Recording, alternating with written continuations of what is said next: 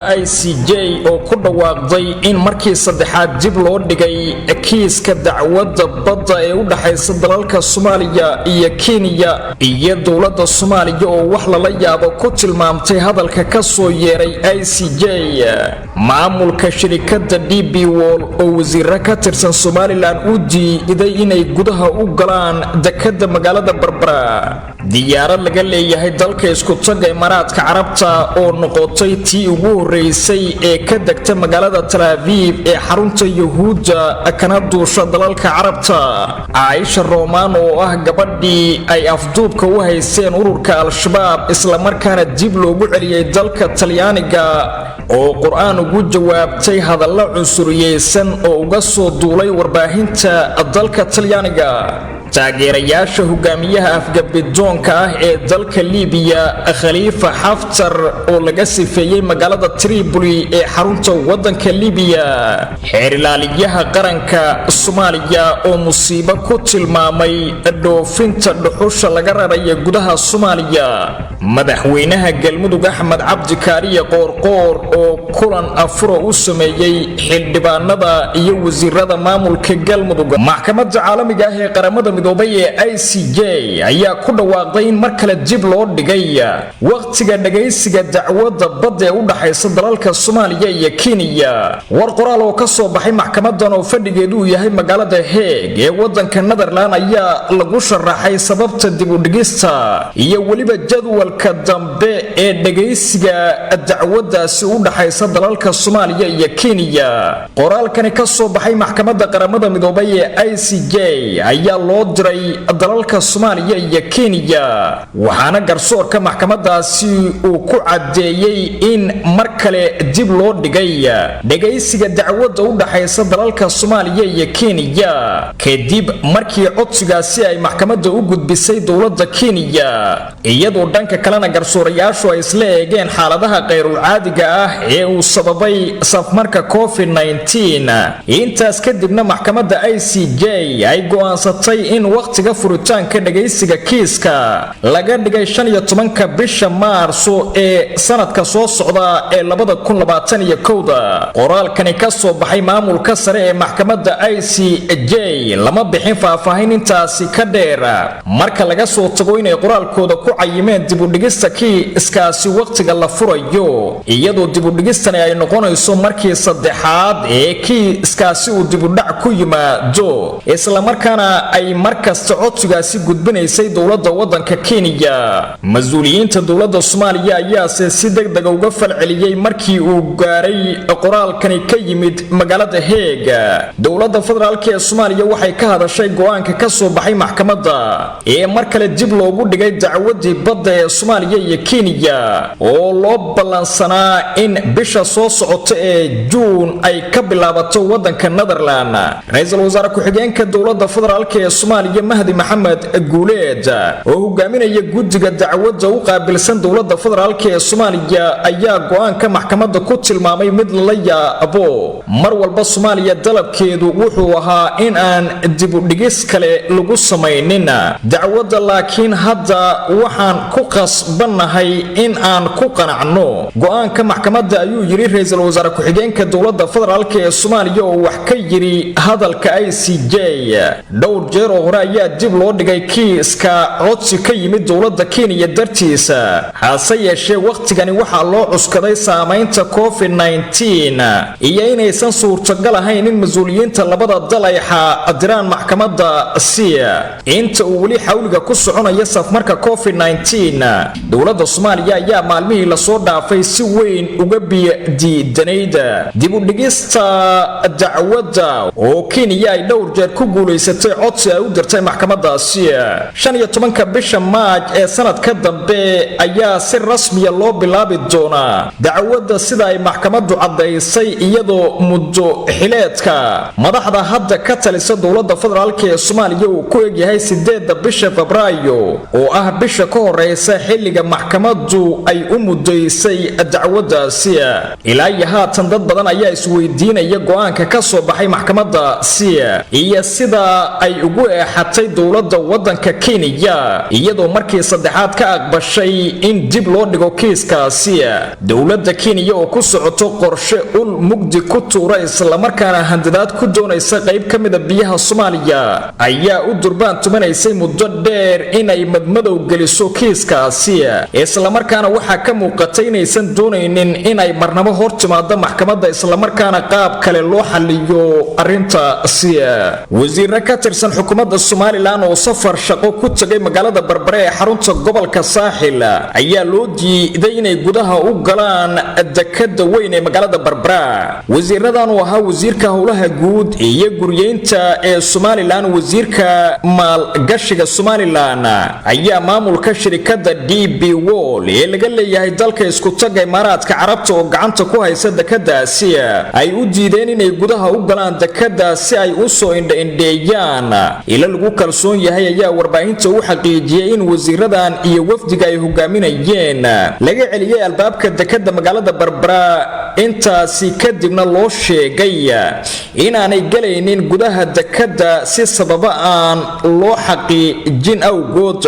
labadani wasiir oo hogaaminayay wafdi ka socday dalka Shiinaha isla markaana ujeedkiisu ahaa arrimo maalgashi oo ay ka sameynayaan gudaha Soomaaliland ayaa la sheegay in intaasi kadib ay xiriiro la sameeyeen maamulka gobolka isla markaana ay dhankooda ku wargeliyeen inaysan waxba ka qaban karin arrintaasi oo go'aankani uu yahay mid ay soo saareen maamulka shirkadda DB Wall ee dalka isku taga Imaaraadka Carabta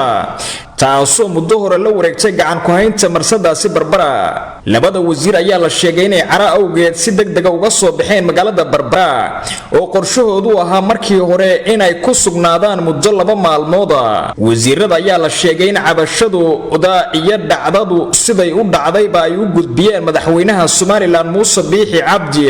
waa markii ugu horeysay taariikhda ee wasiirka ka tirsan xukuumadda Soomaaliland loo diido inay gudaha u galaan dekada istiraatiijiga ah ee magaalada Berbera ee xarunta gobolka Saaxil. ilaa iyo haatan xukuumadda Soomaaliland iyo shirkadda DB Wall midkoodna kama waramin sababta keentay in wasiiro iyo wafdi ay hogaaminayaan oo ka tirsan xukuumadda Soomaaliland loogu diido inay gudaha u galaan dekada istiraatiijiga ah ee Berbera isla markaana arrintaasi ay ahayd meel ka dhac weyn oo lagu sameeyay xukuumadda madaxweyne Biixi. xarunta fadhiga u ah Yahuudana waxa markii ugu horeysay ka caga dhiganaysa diyaarad ka duulaysa dalalka Carabta taasoo ka tagaysa Imaaraadka. diyuuradda Etihad Airline ayaa markii ugu horeysay taariikhda ka degaysa Israa'iil tan iyo markii la aasaasay maamulkaasi Israa'iil sanadkii 1947. diyuuradani ayaa duulimaadkani taariikhiga waxay ku tagaysaa garoonka diyuuradaha ee magaalada Tel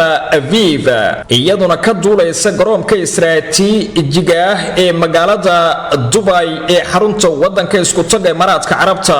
duulimaadkani oo ah midkii ugu horeeyay oo toos ah ee abid isku xira Imaaraadka Carabta iyo Israa'iil ayaa Dubai ka ambabixi doona saacada maxalliga ah marka ay tahay 7 fiidnimo. waxaana la sheegay in agab caafimaad oo lagula tacaalayo COVID-19 ay u sido Falastiiniyiinta ku dhaqan daanta galbeed iyo marinka Gaza. wargeyska la yiraahdo Haratis ee ka soo baxa xarunta Yahuudda ee Tel Aviv ayaa sheegaya in labada dal oo aan lahayn xiriir rasmi ah oo dhinaca diblomaasiyadda inay haddana wadaagaan xiriiro badan oo daaha gadaashiisa ah iyadoo mas'uuliyiinta labada dal ay booqasho ku kala bixinayaan magaalooyinka Tel Aviv iyo sidoo kale Dubai. wargeysku waxa uu sidoo kale faahfaahin ka bixiyay diyaaradani goor dambe ka degi doonta sida la filayo garoonka diyuuradaha ee Tel Aviv isla markaana ka soo duulaysa dalka isku taga Imaaraadka Carabta taasoo ah taariikhda la xasuusto diyaaradii ugu horeysay ee ka imaanaysa dalalka Carabta. tusaale ahaan Israa'iil waxay wakiilo rasmi ah ku leedahay qaramada midoobay iyadoo Dubai-na ay ku marti qaaday carwada caalamiga ah ee Dubai Expo sanadkii aynu soo dhaafnay. hadalhaynta warbaahinta dalka Talyaanigana waxaa qabsaday sheeko ku saabsan saabsan Silvia Romano oo dib ula baxday Caaisha Romano oo boggeeda Facebook ku soo qortay aayado quraan ah oo ay ku fasirtay luqadda waddanka Talyaaniga. ficilkan ayaa u muuqda mid ay Romano ugu jawaabayso dadka hanjabaadaha iyo dhaleecaynta ugu hanjabaya kadib markii la ogaaday inay qaadatay diinta Islaamka. Caaisha Romano waxay dhawaan dib ugu laabatay dalkeeda hooyo kadib markii laga sii daayay afduub ay in muddo u haysteen ururka Al-Shabaab koonfurta Soomaaliya. muran horle ayaa ka dhashay markii ay boggeeda ku daabacday aayadaha Quraanka Kariimka kuwaasi oo ah fikrado badan oo dadku ay ka bixinayaan ficilkan ay ku dhaqaaqday. labada aayadood ee ay ku turjuntay luqadda Talyaaniga waxay labadooduba ku jiraan suuradda la yiraahdo Fusilata. gabadha la yiraahdo Shukri Siciid oo ah wariye madax bannaan oo ku sugan dalka Talyaaniga ayaa warbaahinta u sheegtay in siyaabaha loo fasirtay ujeedada Silvino ay ka mid tahay in laga shakisan yahay inay difaacayso qolyihii afduubka iyada u haystay. hadalkeeda micnihiisa anigu waxaan u fasirtay in maadaama dadka xagjirinta lagu tilmaamo ee loo aaminsan yahay inay yihiin dad xun ay iyadu leedahay dadkaasi aad cadowga u aragtiin ee aniga xorriyadeyda iga qaaday waxaa dhici karta inay saaxiibadaada dhow noqdaan laakiin samir bay u baahan tahay waxaana meeshaasi laga dhuuxi karaa in iyadu ay si uun u difaacayso qoryihii afduubka ugu haysay gudaha waddanka Soomaaliya. wargeysyada ka soo baxa dalka Talyaaniga ayaa aad u falanqeeyay tallaabadani ugu dambeysay ay qaaday Silvia Romano xilli markii hore uu taagnaa muran xoog leh oo ka dhashay islaamnimadeeda oo qura. maxkamad ku taala dalka Talyaaniga ayaa dhawaan furtay baaritaan ku aadan hanjabaad ka dhana Caaisha Romano sida lagu daabacay wakaaladda wararka dalka Talyaaniga ee Anza. Kiiska ayaa ilaa haatan socda waxayna gabadhani ay mar ka soo muuqatay maxkamad kiiskeeda dhageysanaysa. nacaybka Silvia Romano loo muujiyay ayaa si weyn loogu faafiyay baraha bulshada waxayna dad badan ku doodayeen in ay qalad ahayd si deynteeda iyo dadaalkii ay ku bixisay dawladda Talyaaniga. ciidamada sirdoonka ee Talyaaniga ayaa la sheegay in ay gacan weyn ka geysteen si deyntii lagu soo daayay iyada oo joogta koonfurta dalka Soomaaliya. taageerayaasha hogaamiyaha afgambidoonka ee waddanka Liibiya General Khalifa Haftar ayaa iskaga baxay qaybo ka mid ah magaalada Tripoli kadib markii laga qabsaday saldhiggii ugu weynaa isla markaana ugu muhiimsanaa ee ku yaalay galbeedka waddankaas Liibiya kaasoo waxyeello weyn u geystay isku day sanad socday oo ku doonayay inuu dib ugu wareego magaalada Tripoli dawladda la aqoonsan yahay. afayeen u hadlay ciidamada General Haftar Ahmed al-Mazmari ayaa sheegay in ciidamadoodu ay sameeyeen waxa uu ugu yeeray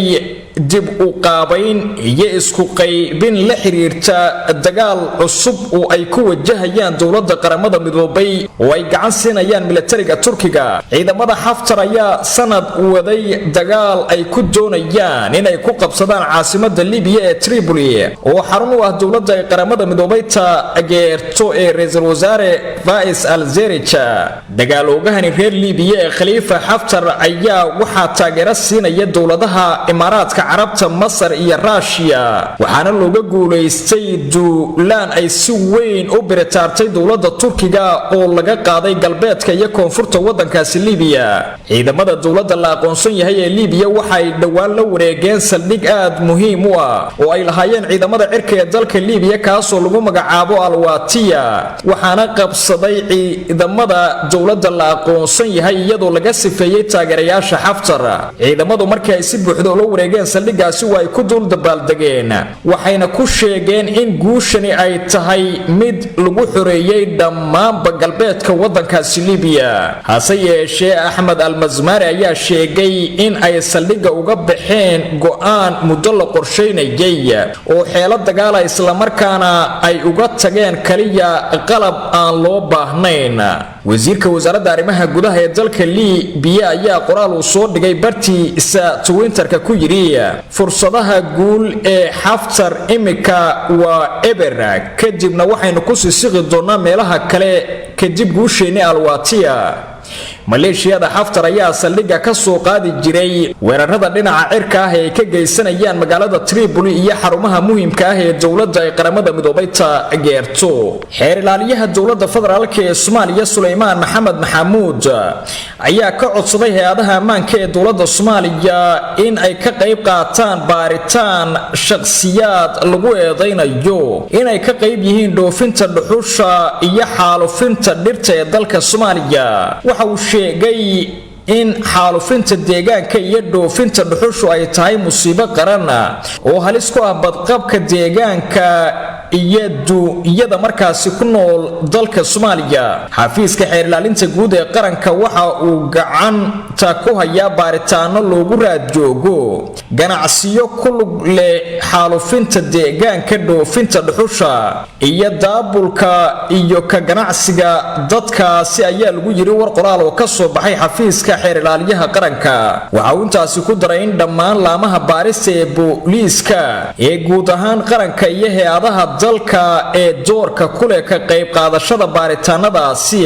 looga baahan yahay inay si laba jibaaraan isla markaana dadka si ay ka shaqeeyaan sidii sharciga loo horkeeni lahaa. dadaaladan ayaa qayb ka tallaabooyin lagu sugayo badqabka shacabka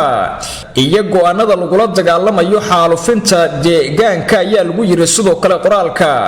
waxa ugu dambeyntii ugu baaqay shacabka Soomaaliyeed inay la shaqeeyaan hay'adaha baarista dalka ee ka hortagga dambiyadaasi isla markaana ay gacan siiyaan iyagoo sidoo kalena ku soo wargaliya cid kastoo ay arkaan inay wado hawlo xaalufina. madaxweynaha dowlad goboleedka Galmudug Axmed Cabdi Kaariye Qoorqoor ayaa xarunta madaxtooyada ee magaalada Dhuusamareeb afur ugu sameeyay xildhibaanada baarlamaanka Galmudug. kulanka waxa goobjoog ka ahaa madaxweyne ku-xigeenka Galmudug Cali Daahir Ciid,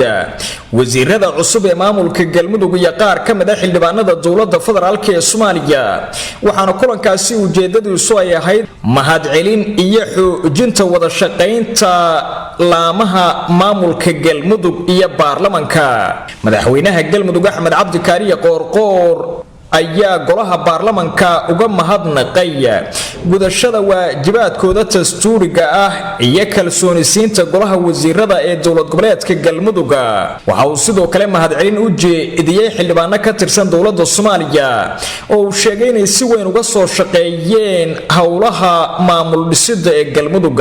madaxweynaha ayaa xusay in gogashii dib u heshiisiinta ay weli furan tahay isla markaana uu diyaar u yahay qancinta cid kasta oo qabta tabasho macquul ah. waxaana kulanka la isku dhaafsaday talooyin wax dhisaya oo ku soo dhamaaday guul iyo isfahan sida lagu sheegay qoraal ka soo baxay madaxtooyada maamulka Galmudug. madaxweynaha Galmudug Axmed Cabdi Kaariye Qoorqoor waxa uu sheegay in loo baahan yahay in shacabka Galmudug ay ka wada shaqeeyaan dawladnimada isla markaana baarlamaanku ay arintaasi dhiirigeliyaan, isagoona dhanka kale u mahadceliyay mas'uuliyiinta dawladda federaalka ee Soomaaliya oo sheegay inay waqtigooda galiyeen sidii Galmudug uga dhisi lahaayeen maamul loo dhan yahay. militariga Soomaaliya waxaad ku mareen jawaab buuxda oo degdeg ah ay sii doonaan dawladda waddanka Kenya. wasiir hore uga soo goostay Jubbaland kuna sugan magaalada Muqdisho maamul cusub magacaabay gobolka Gedo. injineer Faysal Cali Waraabe gudoomiyaha xisbiga u ciiday Soomaaliland oo sheegay in cashuurta laga qaado magaalada Muqdisho dadka ku nool lagu dhiso magaalada Hargeysa ee caasimada Soomaaliland. dawladda Mareykanka oo Israa'iil ka difaacday eedeymo maxkamadda dambiyada adduunka ay ku haysato waddanka Israa'iil oo la xiriira xasuuq ay u geysatay shacabka reer Falastiin. wararkii ugu dambeeyay qarax ciidamo ka tirsan kuwa dawladda Soomaaliya lagula eegtay magaalada Muqdisho iyo khasaaro ka dhashay. madaxweynaha waddanka Turkiga Rajab Tayyip Erdogan oo ku dhawaaqay bandow lagu soo rogay waddankaasi Turkiga oo lagu soo aadiyay maalmaha ciida. qaybaha dabeete ee warkeenana waxaad ku daawan doontaan lamaano u dhashay dalka Shiinaha ayaa la midoobay wiil laga afduubtay muddo 32 sano ka hor.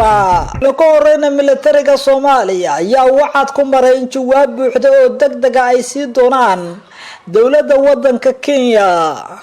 saraakiisha ciidamada xoogga dalka Soomaaliyeed ee ku sugan gobolka Gedo ayaa si kulul uga hadlay duqeymo culus oo labadii habeen ee la soo dhaafay ay diyaaradaha dagaalka dowladda Kenya ay ka geysteen gudaha Soomaaliya gaar ahaan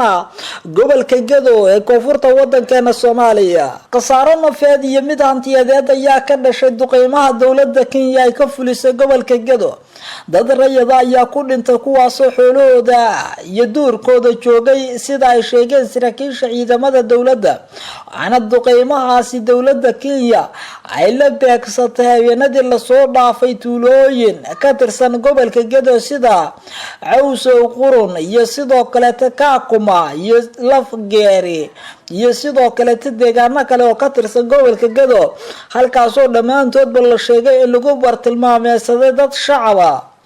Korneyl Xasan Aadan Biixi waa sargaal sare oo ka tirsan militariga Soomaaliya ee ka howlgala gobolka Gedo. asagoo la hadlaya mid ka mid ah idaacadaha magaalada Muqdisho ayuu sheegay in diyaaradaha dagaalka dowladda Kenya 24 saac la soo dhaafay ay duqeymo aan ka fiirsi lahayn ay ka fuliyeen deegaano badan oo ka tirsan gobolka Gedo taas oo ay jawaab ka bixin doonto dowladda Soomaaliya. dagaalkana waxa uu carafka ku dhiftay in dowladda Soomaaliya ay ka warqabto duqeymaha iyo dhibaatada ay dowladda Kenya u geysanayso shacabka Soomaaliyeed taasna lagula xisaabtami doono dowladda wadanka Kenya. Soomaaliya waxa uu sheegay inay markaas ka warqabto sida ay dowladda Kenya u qaadayso tillaabooyin ka qaldan. wuxuuna sheegay inay bixi doonaan jawaab degdeg ah oo waafiya oo la xiriirta dhibaatada lagu hayo shacabka gobolka Gedo oo la dilay kuwa reer baadiyaha oo duurka joogay sidoo kale tara la burburiyay hantidooda. wuxuuna sheegay inay la xisaabtami doonaan dowladda Kenya Millitaryguna ay u taagan yihiin inay qaadaan tillaabo walba oo suurto gelinaysa in dadkaasi ay helaan xuquuqdii ay lahaayeen. waxa uu sheegay in goobaha ay beegsadeen diyaaradaha dowladda Kenya ay yihiin dhul daaqsimeed ay ku nool yihiin dad Soomaaliyeed oo reer guuraa u badan kuwaas oo khasaaro ba'an la soo gaarsiiyay xoolahoodiina halkaasi ay ku laadeen. habeenadii la soo dhaafay waxa uu sheegay in diyaaraduhu ay si joogto ah u duqeynayeen goobo ciidamada dowladda Kenya ay bartilmaameedsanayeen oo ku yaala gobolka Gedo halkaasoo ah dhul baadiya oo ay dadka reer miyiga xoolahooda ku jirtaan. wuxuuna sheegay in dad rayado badan diyaaraduhu ay dileen ayna burburiyeen hanti ay dad shacab lahaayeen. Korneyl Xasan Aadan Biixi waxa uu sheegay in ciidamada xoogga dalka Soomaaliyeed ay wadaan diyaar garow ku aadan qaabkii ay uga jawaabi lahaayeen gardarada dowladda Kenya iyo beegsiga ay ku hayso shacabka Soomaaliyeed ee ku sugan gobolka Gedo. dowladda Kenya ayaa hore loogu eedeeyay dhowr jeer inay duqeymo aan ka fiirsi lahayn ay ka fulisay qaybo ka mid ah gobolka Gedo halkaasoo dad rayada waxyeello ay ka soo gaareen. ciidamada xoogga dalka Soomaaliyeed ee ku sugan gobolka Gedo waxa ay sheegeen inay qaadi doonaan tillaabooyin adag oo la xiriira ka jawaabitaanka dhibaatada shacabka gobolka Gedo. arrintu waxay ku soo aadaysaa iyadoo xiisada u dhaxaysa Soomaaliya iyo Kenya ay cirka isku sii shareerayso taasoo ka dhigi karta arrinta gacan ka hadal sida iminkaba ay sheegayaan saraakiisha ciidamada dowladda Soomaaliya ee ku sugan gobolka Gedo. dowladda Kenya ayaa iyadu maxkamadda caalamiga ee adduunka waxa ay ka dalbatay in dib loo dhigo dhageysiga dacwadda taasoo maxkamaduna ay ku ayiday isla markaasna ay sheegtay in dib loo dhigay dhageysiga dacwadda badda. waxayna dowladda Soomaaliya arrintaas ku tilmaamtay mid ay maxkamadda cadaaladda adduunka ay ku fududaatay. si kastaba ha ahaatee ciidamada dowladda Soomaaliya ayaa la ogeyn tillaabada ay qaadi doonaan saameynta ay yeelan doonto iyo sidoo kale xilliga ay qaadayaan. wasiir ka soo goostay dowlad goboleedka Jubbaland kuna sugan magaalada Muqdisho ee caasimada Soomaaliya ayaa maamul u magacaabay gobolka Gedo. wasiir ku-xigeenka arrimaha gudaha maamulka Jubbaland Cabdiraxmaan Maxamed Xuseen ayaa gudoomiye cusub iyo gudoomiye ku-xigeen u magacaabay gobolka Gedo asagoo ku sugan magaalada Muqdisho. Cabdiraxmaan Maxamed Xuseen ayaa 7 Maaj isku soo dhiibay ciidamada dowladda Soomaaliya ee ku sugan degmada Dowlow ee gobolka Gado waxaana waxaasi wixii ka dambeeyay ku sugnaa magaalada Muqdisho halkaas oo ka howlgali jiray si kaseetaba haata madaxweynaha Jubbaland Axmed Maxamed Islaan Axmed Madoobe ayaa xilka ka qaadan Cabdiraxmaan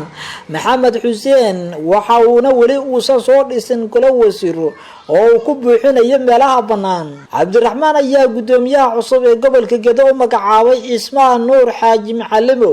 oo aad ugu xiran uguna dhow dowladda federaalka Soomaaliya waxaana Macalimo mudooyinkii dameeta ahaa gudoomiye ku-xigeenka gobolka Gado ahna siyaaya xilka gudoomiyaha waxaa sidoo kale magacaabay gudoomiye ku-xigeenka arrimaha siyaasadda Maxamed Cali Xuseen sidoo kale waxa gudoomiye ku-xigeenka labaad ee maaliyadda u magacaabay Nasteex Cabdi Saalax iyadoo madaxa arrimaha bulshada gobolka Gadana loo magacaabay Ibraahim Maxamed Goobo xubnaha dowladda federaalka Soomaaliya ee magacawda gobolka Gado ayaa dhamaantood baada taageersan dowladda Soomaaliya waxaana muuqata in dhamaanba meesha laga saaray haradigii horeete Axmed Madoobe oo qaabilsanaa gobolka Gado iyadoo dowladda federaalka Soomaaliyana ay maamulkan cusub oo magacawda gobolka Gado uu yahay dhamaantoodba mid taageersan dowladda Soomaaliya isla markaasna gacan bir ku qabanaya deegaanada gobolka Gado oo horay dowladda Soomaaliya ay la wareegtay maamulka Axmed Madoobe ayaa lagala wareegay kol horeete deegaanada gobolka Gado waxaana iminka dowladda Soomaaliya ay qaaday tallaabooyin muhiim u ah sidii ay ku siiyaysan lahayd gacan qoynta gobolka Gado oo asagu banaanka ka jooga iminka deegaanada Jubbaland ee Axmed Madoobe uu ka arrimiyo Engineer Faisal Ali Waraabe gudoomiyaha xisbiga ucida Somaliland ayaa sheegay in cashuurta laga qaado shacabka magaalada Muqdisho lagu dhisay magaalada Hargeysa ee caasimadda Somaliland asagoo ka hadlaya siyaasadda u dhaxaysa Soomaaliya iyo Somaliland Engineer Faisal Ali Waraabe waxa uu sheegay in shacabka magaalada Muqdisho cashuurta laga qaado daaro looga dhisay magaalada Hargeysa ee caasimadda Somaliland taas oo ku tilmaamay nasiib daro waxa uu sheegay in shacabka magaalada Muqdisho ay cashuurta laga qaado in dib loogu celiyo wadooyinka iyo sidoo kale meelaha muhiimka ee bulshada ay ka faa'iideysato ee Muqdisho balse waxa uu sheegay in siyaasiyiinta magaalada Muqdisho ku sugan ee ka soo jeeda waqooyiga Soomaaliya ay halkaas daaro uga dhistaan isla markaasna ay keenaan dibna ay ugu maalgashadaan Somaliland waxa uu tilmaamay in tallaabooyinka ay qaadayaan siyaasiyiintu ee daaraha uga dhisanayaan deegaanada ka baxsan magaalada Muqdisho iyadoo soo qaadanaya canshuurtii shacabka Muqdisho aysan ahayn mid ku sugan oo kaliya magaalada Hargeysa balse waxa uu sheegay in magaalada Addis Ababa iyo magaalooyin kale tan lagu maalgashado oo daaro waaweyn looga jeexdo waxa ugu baaqay shacabka magaalada Muqdisho inay iska dulqaadaan dadka lacagta baada ka qaadanaya oo uu sheegay in aysan waxba ku soo kordhinayn asagoo sheegay in loo baahan yahay shacabka Muqdisho in lacagtooda ay dib ugu dhistaan magaaladooda isla markaasna amaankooda ay ku sugtaan iyo kala dambeeyntooda waxaana sheegay in la wada hadli karo oo kaliya markii koonfurta Soomaaliya laga dhigo meel nabdoon balse iminka aysan Somaliland hor fariisan doonin dowladda Soomaaliya oo uu sheegay in ku fashilantay wax ka qabashadii dhibaatooyinka ka jira magaalada Muqdisho iyo guud ahaanba koonfurta Soomaaliya Engineer Faisal Ali Waraabe ayaa siyaasiyiin ka soo jeeda magaalada Muqdisho ku tilmaamay inay u ordayaan sidii loo miday lahaa Soomaaliya iyo Somaliland asagoo sheegay in ayagu la daalaa dhacaya dhibaatooyin adag loona baahan yahay marka hore ay tooda wax ka qabtaan kadibna ay u soo gudbaan iyadoo tooda wax ka qabtay mid kale ay afka ka sheegayaan Engineer Faisal Ali Waraabe ayaa sheegay in qofkii doonaya inuu qof kale la midoobo inuu la yimaado waxa uu kula midoobo balse ay soo suurtagal siyaasiyiinta magaalada Muqdisho ay dadkoodu la daalaa dhacaya dhibaatooyin adag inay la midoobaan Somaliland oo uu sheegay inay hormartay ina gaamurtay sidoo hadalka u dhigay Faisal Ali Waraabe ayaa inta badan eedayn iyo dhaleecayn dusha kaga tuura madaxda dowladda Soomaaliya oo ku tilmaamay inay yihiin kuwa aan caaqibo iyo sidoo kale wax horumar u ah shacabka magaalada Muqdisho dowladda Mareykanka ayaa difaacday Israa'iil iyadoo sharci darro ku tilmaamtay eedeymo ay u haysato maxkamadda dambiyada dagaalka taas oo ku eedeysay Israa'iil inay dambiyo dagaal ka geysatay dhulka reer Falastiin xogayaha arrimaha dibadda Mareykanka ayaa sharci darro ku tilmaamay eedeynta ay maxkamadda dambiyada dagaalka ee qaramada Midoobay ay soo jeedisay Israa'iil kuwaas oo la xiriira tacadiyo ay ay ku hayaan dadka reer Falastiin. Xogayaha arrimaha dibadda waxa uu sheegay in Falastiin aysan ahayn qaran jira iyo sidoo kale dal jira toona. Waxa uu sheegay in aysan ximin ka ahayn dalalka ku jira maxkamadda dambiyada adduunka ee loo yaqaan ICC, asagoo sharci darro ku tilmaamay dacwadda loo haysto Israa'iil. Mareykanka ayaa horay xiriirka ugu jiray maxkamadda ICC kadib markii ay ku dhawaaqday inay baarayso dambiyo dagaal oo Mareykanku uu ka galay dalal ay ka mid yihiin Afghanistan. xogayaha arrimaha dibadda wadanka Mareykanka Mike Pompeo waxa uu sheegay inay garab taagan yihiin dowladda wadanka Israa'iil isla markaasna ay tahay wax laga xumaado sharci darrada iyo tilaabooyinka ay qaadayso maxkamadda dambiyada adduunka, taas oo doonaysa inay dambiyo ku soo oogto madaxda wadanka Israa'iil oo lagu eedeeyay inay dambiyo dagaal ka geysteen wadanka Falastiin oo asaga inta badan ay haysato dowladda Israa'iil. inkastoo aysan xibnaha ku midaysan maxkamadda dambiyada dagaalka aysan ku jirin Falastiin, haddaba waxa u qaadaysaa si xuquuqiyan iyadoo dooraysa inay wax ka qabato tacadiyada ka dhacaya dhulka reer Falastiin. waxaana arrintaas Mareykanku u arkaa mid sharci darro oo lagu waxyeeleynayo saaxiibadooda wadanka Israa'iil ayaa inta badan taageero xoogan ka hesha wadanka Mareykanka, waxaana madaxweyne Trump tan iyo markii la doortay uu qaaday tilaabooyin uu ku sii adkeynayo sidii dowladda wadanka Israa'iil ay ugu sii siiqi lahayd dhulka reer Falastiin ayna u qabsan lahayd dhul hor leh oo asagu ka tirsan dhulka reer Falastiin lana dejinayo dad Israa'iiliyiin ah. horey madaxweyne Trump ayaa caasimada dhabta ah ee wadanka Israa'iil ugu aqoonsaday magaalada Qudus, arrintaas oo bulshada caalamka intooda badan ay leexayaan. qarax ayaa ka dhacay magaalada Muqdisho caasimada Soomaaliya oo khasaare ka dhashay, waxaana lala beegsaday ciidamo ka tirsan kuwa dowladda Soomaaliya. taliyaha hoggaanka caafimaadka booliska Soomaaliyeed Cali Xirsi Barre Cali Gaab ayaa ka badbaaday qaraxaas oo loogu xiray gaarigiisa, waxaana ka dhacay agagaarka isgoyska Banaadir ee magaalada Muqdisho sida ay sheegeen goobjoogayaal. hal askari oo ka tirsan ciidamada dowladda ayaa qaraxaasi ku dhintay, waxaana ku dhaawacmay mid kaleeto waxaana ahaa mid loogu talagalay taliyaha hoggaanka caafimaadka dowladda federaalka Soomaaliya ee ciidamada booliska General Cali Xirsi Barre Cali Gaab oo asaga dhawaan loo magacaabay xilkaasi. taliyaha ayaa la sheegay inuu ka badbaaday qaraxa, waxaana burburay gaarigii isla markaasna ilaaladii gaariga saarneed ayaa khasaare soo gaaray. al-shabaab ayaa adeegsanaya xeelad ka bedelantii qureeta iyadoo gawaarida mas-uuliyiinta inta badan iminka ugu dhajinaya qaraxyada, taasoo intooda badan uu khasaaro ka dhasho. dowladda federaalka Soomaaliya ayaa sheegtay inay ku guuleysatay inay ka hortagto qaraxyada inta badan la soo gali jiray magaalada Muqdisho, balse waxa ay sheegtay in si dhif iyo naadir ah ay al-shabaab qaraxyo fudfudud uga fuliyaan gudaha magaalada Muqdisho. qaraxan ka dhacay magaalada Muqdisho ee lala beegsaday General Cali Xirsi Barre Cali Gaab wuxuu ku soo aadayaa iyadoo ay socdaan howlgallo ballaaran oo ammaanka lagu sugayo, taasoo ciidamada dowladdu ay ka sameynayaan magaalada Muqdisho. madaxweynaha dalka Turkiga Recep Tayyip Erdogan ayaa ku dhawaaqay bandow la geliyay wadanka Turkiga oo lagu soo aadiyay maalmaha ciidda. madaxweynaha dalka Turkiga Recep Tayyip Erdogan ayaa waxa uu ku dhawaaqay dalkiisa uu ka dhaqan gali doono bandow socod doona muddo 4 cisho kaas oo ka bilaaban doona maalinta Sabtida isla markaasna ay soo fooda leedahay ciidu. Erdogan waxa uu sheegay in tilaabadan looga hortagayo faafitaanka cudurka coronavirus isla markaasna laga cabsi qabo in dadka ku sugan wadanka Turkiga ay isqaasiyaan iyagoo u dabaaldegaya maalmaha ciidda. bandowga dowladda Turkiga ay ku dhawaaqday ayaa waxa uu ku soo aadayaa maalmaha ciidda oo dad tiro badan la iskugu soo baxaan fagaarooyinka magaalooyinka waaweyn ee wadanka Turkiga oo ka mid ah dalalka sida ba'an uu faraha ugu hayo cudurka coronavirus. madaxweyne Erdogan ayaa adeegsanaya xeelad walba oo kaga hortagayo faafitaanka cudurka COVID-19, waxaana doonayaa in la qaado tilaabooyin muhiim u ah sidii wax looga qaban lahaa cudurkaas iyo ka hortagiisa. dowladda Turkiga ayaa horay waxa ay u sheegtay inay ku guuleysatay inay dhinto isla markaasna ay hoos u dhac ku keento dardargelintii uu sameeyay cudurka COVID-19 oo asagu si baan ugu faafay wadanka Turkiga. turkiga ayaa ah dowladda kaliya ee inta badan gurmadka u fidisay wadamada caalamka iyadoo wadamo badan oo horey u sheegi jiray inay turkiga ka awood badan yihiin gargaar gaarsiisay si ay uga caawiso la dagaalanka cudurka coronavirus.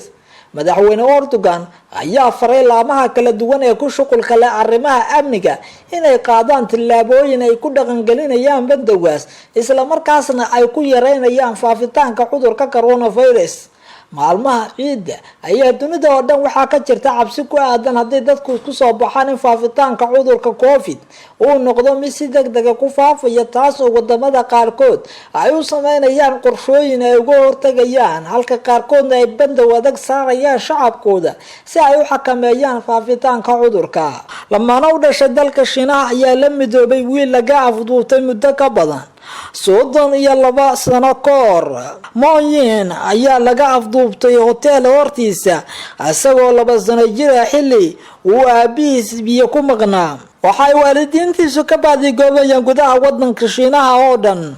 waxayna meel walba ku dhajiyeen sawiraanta wiilkooda oo gaaraya ilaa 100,000. qoyska ayaa maalintii Isniinta ahayd la midoobay wiilkooda xilli ay boolisku qabteen shir jaraa'id. wiilka oo hadda 34 sano jir ah ayaa la sheegay inuu qorsheynayo inuu waqti badan la qaato waalidkiisa. haddaba maxaa ku dhacay Mooyin? bishii Oktoobar sanadkii 1988 Mooyin waxa wiilkiisa ka soo waday magaalo ku taala gobolka Shangjin. Mooyin wuxuu aabihiis weydiistay biyo uu cabo markaa uu istaagay albaabka hotelka si uu biyaha ugu iibiyo, markaas oo cunuga ay ugu dambeysay aabihiis. haddaba sidee iminka loo helay? bishii Abriil warbaahinta qaranka wadanka Shiinaha waxay xog ku heshay ninkan uu ku nool yahay gobolka Shangjin oo isagu 1 kiiloomitir u jira magaalada Jiyan, halkaasoo uu ku soo koray isla markaasna oo Mooyin ku noolaa muddo sanado badan ka horna laga afduubtay. booliska ayaana baaritaan dhiicaanka hidde-sidaha ee DNA-gana ka qaaday Mooyin, waxaana lagu ogaaday baaritaanka inuu xiriir la leeyahay Mooyin. baaritaanka ayaa lagu ogaaday in Mooyin uu la baxay magac ka bedelan kii qoreete, waxaana lamaanahaasi baadigoob ugu jireen muddo dhan 32 sano iyadoo dib loogu soo celiyay wiilkooda oo baaritaano la sameeyay kadib la ogaaday inuu yahay wiilkii saxda ahaa ee ka lumay qoyskaas. lamaanahan ayaana dib la midoobay wiilkooda oo muddo 32 sano ka hor laga afduubtay, waxaana sheegeen inay ku faraxsan yihiin. madaxweynihii hore ee Soomaaliya Xasan Sheekh Maxamuud oo sheegay in qadiyadda badda Soomaaliya ay taagan tahay halkii ay kaga tagtay dawladdiisa, kuna dhaliilay dawladda uu hogaaminayo madaxweyne Maxamed Cabdilaahi Farmaajo sida ay u wajahday kiiska dacwadda badda ee hor yaalla maxkamadda ICJ. Mareykanka oo uga digay maraakiibtiisa dagaalka weerar kaga soo fool dhinaca Iiraan. Axmed Macalin Fiqi oo soo bandhigay qorshe ay galmudug kaga maarmayso dawladda federaalka kuna samaysanaysa ciidamo u gaara. Suudaan oo lagu xukumay inay bixiso magdhow la siinayo dadkii ku waxyeeloobay weerarkii sanadkii 1998 lagu qaaday safaaradihii Mareykanka ee Kenya iyo Tansaaniya. wasiirka arrimaha dibadda Somaliland Faratoon oo sheegay inay jiraan dalal xiiseynaya wada hadallada Soomaaliya iyo Somaliland. iyo madaxweynaha Mareykanka Donald Trump oo ku faanay in dalkiisa ay sharaf u tahay inuu caalamka ku hogaamiyo kiisaska ugu badan ee cudurka COVID-19. aan ku bilaabo sidoo hordhaca warkeenan idinku sheegayba shacabka wadanka Kenya ayaa si la yaab leh kaga falceliyay go'aanka ay maxkamadda cadaaladda adduunka ee ICJ markii saddexaad dib ugu dhigtay kiiska dacwadda badda ee u dhaxeeya wadamada Soomaaliya iyo Kenya. shacabka wadanka Kenya ayaa baraha bulshada fariimo kala duwan oo ay saacadihii la soo dhaafay ku soo qorayeen waxa ay ku muujiyeen walaacooda ku aadan in Kenya aysan wax guul ka gaari doonin kiiskaasi si kasto oo dib loogu dhigo. qaar ka mid ah shacbiga wadanka Kenya ayaa sheegay in go'aanka dib u dhigista uusan wadankooda farxad gelinayn, isla markaana ay og yihiin in ugu dambeyn kiiska dacwadda badda ay ku guuleysan doonto Soomaaliya oo iminka ku gacan sareysa sida ay sheegeen. waxay sheegeen in Soomaaliya ay haysato cadeymo ku filan oo ay ku gaari karto guusha kama dambaysta ah, waxayna sidoo kale carabaabeen in Soomaaliya aysan kaliya ku ekaan doonin badda balse ay u socoto gobolka NFD ku yaala waqooyiga bari ee wadanka Kenya ee ay Soomaalidu degto. gobolkaasi ayay sheegeen in weligeedba ay Soomaaliya ku taamaysay inay Kenya kala wareegto iminkana ay haysato fursad muhiim ah oo ay gobolkaasi ku sheegan karto marka la soo gabagabeeyo kiiska dacwadda badda. waxaa kale oo shacabkan Kenyaanka ah ee fariimaha ku soo qoray baraha bulshada ay ku dhaliileen dawladda Kenya ee uu horkacay madaxweyne Uhuru Kenyatta in aysan wax juhdi ah ku bixin kiiska dacwadda badda qaasatan dhinaca diblomaasiyadda oo ay sheegeen in dawladda Kenya ay ku fashilantay oo lagaga horeeyo. Kenya ayay sheegeen in awoodda kaliya ee ay maanta hayso ay tahay inay mar walba la timaado marmarsiyo ku aadan in kiiska dib loo dhigo maadaama aysan hayn wax kale oo qorshe ah balse taasi aysan suurtagelayn sida ay sheegeen. si kastoo dib loogu dhigana kiiska dacwadda badda ee u dhaxeeya labada dal mar un la qaadi doono Soomaaliyana ay ku gacan sareyn doonto oo ku guuleysan doonto kiiskaasi. hadalkan ka soo yeeray qaar ka mid ah shacabka wadanka Kenya ayaa imaanaya saacado un kadib markii maxkamadda cadaaladda adduunka ee ICJ ay ku dhawaaqday in markii saddexaad dib loo dhigay kiiska dacwadda badda kadib codsi ka yimid dhinaca Kenya. waxaana sidoo kale maxkamaddu ay dib u dhigista u sababaysay safmarka COVID-19 oo caalamka si weyn ugu faafay iyadoo dawladda Soomaaliyana go'aankaasi ku tilmaantay mid aad looga xumaado. xisbiyada mucaaradka ee ku kacsan dawladda federaalka ee Soomaaliya ayaa war qoraal oo ay si wada jir ah u soo saareen waxa ay kaga hadleen dhibaatooyinka ay ciidanka Itoobiya ka geysanayaan gudaha Soomaaliya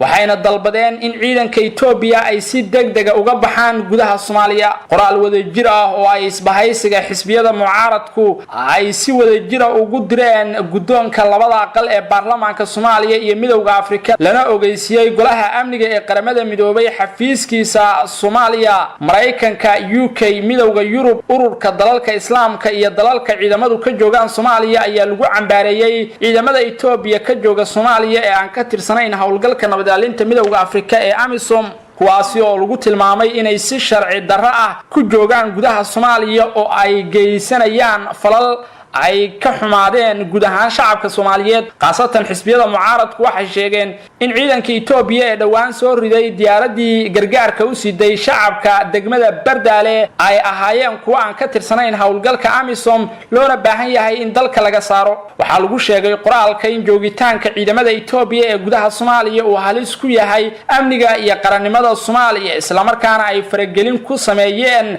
arrimaha gudaha dalka iyaga oo loo adeegsaday doorashooyin maamul goboleedyada qaar ka dhacay waxayna ku baaqeen in baaritaan lagu sameeyo tacadiyada kala duwan ee ay ciidamada Itoobiya ka geysteen gobolada dalka qaasatan deegaanada koonfur galbeed. xisbiyada mucaaradka ayaa soo qaaday dadkii lagu laayay Baydhabo xilligii ay socotay doorashadii koonfur galbeed oo ay sheegeen in ciidamada Itoobiya ay gacan ku lahaayeen. isbahaysiga mucaaradka Soomaaliya ayaa si weyn u cambaareeyay diyaaradii ay ciidamada Itoobiya ku soo rideen magaalada Bardaale waxayna labada aqal ee baarlamaanka Soomaaliya ugu baaqeen in baaritaan degdeg ah lagu sameeyo sababta ciidamada Itoobiya ay diyaarad gargaar siday ugu soo rideen degmada Bardaale. waxaa sidoo kale qoraalka lagu sheegay in wakiilka Midowga Afrika ee Soomaaliya danjire Francisco Madira uu ku fashilmay wax ka qabashada tacadiyada ay geysanayaan ciidamada Itoobiya waxaana golaha amniga ee Midowga Afrika loogu baaqay inay dib u eegaan faragelinta ciidamada Itoobiya ay ku hayaan Soomaaliya oo sumcad darro ku ah hawlgalka AMISOM. bayaankan ka soo baxay xisbiyada mucaaradka Soomaaliya ee ay ka mid yihiin madasha isbahaysiga xisbiyada qaran, xisbiga wadajir ee uu hogaaminayo siyaasi Cabdiraxmaan Cabdishakuur Warsame, xisbiga Hiigsi iyo xisbiya kale ayaa imaanaya iyadoo oo aysan wali dawladda Itoobiya raaligelin iyo magdhow toona ka bixin diyaaradii ay ciidankeedaan ka tirsanayn hawlgalka AMISOM ku soo rideen degmada Bardaale. diyaaradaasi oo laga lahaa dalka Kenya. madaxweynihii hore ee Soomaaliya Xasan Sheekh Maxamuud oo warbaahinta kula hadlay magaalada Muqdisho ayaa waxa uu si kulul kaga hadlay dib u dhigista kiiska dacwadda badda ee u dhaxeeya Soomaaliya iyo Kenya oo markii saddexaad maxkamadda ICJ ay ku dhawaaqday in dib loo dhigay. xasan sheekh wuxuu sheegay in dawladda federaalku aysan soo bandhigin cadeymo muujinaya in diidmada dawladda federaalka ee la xiriidha in dib loo dhigo dacwadda ay sax tahay iyo in kale maadaama saddex jeer dalabka Kenya ka yimid loo baajiyay dhameeyay go'aanka maxkamadda cadaaladda adduunka ee ICJ madaxweynihii hore ee Soomaaliya mudane Xasan Sheekh Maxamuud ayaa sidoo kale sheegay in qadiyadda badda ee Soomaaliya ay taagan tahay halkii ay dawladdiisu kaga tagtay 4 sano ka hor 2017 wuxuuna ku dhaliilay dawladda uu horkacay madaxweyne Maxamed Cabdilaahi Farmaajo inay ka gaabisay kiiska dacwadda badda oo aysan juhdi fara badan ku bixin inkastoo dawladdu ay dhowr jeer ka hadashay go'aankeeda iyo mowqifkeeda ku aadan kiiskan haddana wuxuu sheegay in loo baahnaa in madaxda dawladdu ay shacabka hor yimaadaan oo ay u cadeeyaan hadba halka ay wax marayaan sidoo kale waxa uu shaki ka muujiyay bedelka lagu sameeyay 3 qof oo hore oo uu sheegay in ay ku jireen dadka Soomaaliya u difaacayay kiiska dacwadda badda dadka la bedelay ayuu sheegay inuu kamid ahaa xeerlaaliyihii hore ee qaranka Dr. Axmed Cali Daahir oo uu ku amaanay madaxweynihii hore ee Soomaaliya Xasan Sheekh Maxamuud doorkii uu ku lahaa kiiska dacwadda badda wuxuuna sheegay in Dr. Axmed Cali Daahir tan iyo markii ay Soomaaliya kiiska dacwadda badda geysay maxkamadda cadaaladda adduunka ICJ sanadkii 2014 uu ahaa safka hore kaga jiray kiiskaasi oo Soomaaliya difaacayay qadiyadeeda dhinaca badda maadaama baddaasi oo ay leedahay Soomaaliya ay Kenya si sharci darro ah ku soo hunguriyeysay waxa kale oo madaxweynihii hore ee Soomaaliya Xasan Sheekh Maxamuud uu sheegay in sababta dawladdiisu ay dacwadda ugu gudbisay maxkamadda caalamiga ah ee ICJ ay tahay sidii xal nabdoon loogu dhameyn lahaa muranka labada dawladood madaxda dawladda ayuu ku dhaliilay inay xil wareejin ku sameeyeen shakhsiyaadkii dawladda hormuudka uga ahaa kiiska dacwadda badda Soomaaliya iyo Kenya sida danjirihii hore ee midowga Yurub Ali Saciid Fiqi oo ay dawladdu ka dhigtay sida uu sheegay gudoomiyaha baarlamaanka Koonfur Galbeed iyo Dr. Axmed Cali Daahir xeerlaaliyihii hore ee qaranka oo isna xilka laga qaaday dacwadda badda ayuu sheegay in ay tahay mid u taala guud ahaan shacabka Soomaaliyeed lagana doonayo dawladdu inay cadeyso mowqifkeeda rasmiga ah ee ku aadan kiiska dacwadda badda ee markasta dib loo dhigayo sida uu sheegay Kenya ayuu sheegay inaanay awood u lahayn inay si sharci darro ah ku qaadato qayb kamid ah biyaha Soomaaliya loona baahan yahay in shacabka Soomaaliyeed iyo dawladda iyo mucaaradkuba ay muujiyaan isku duubni ku aadan difaaca badda Soomaaliyeed ciidamada badda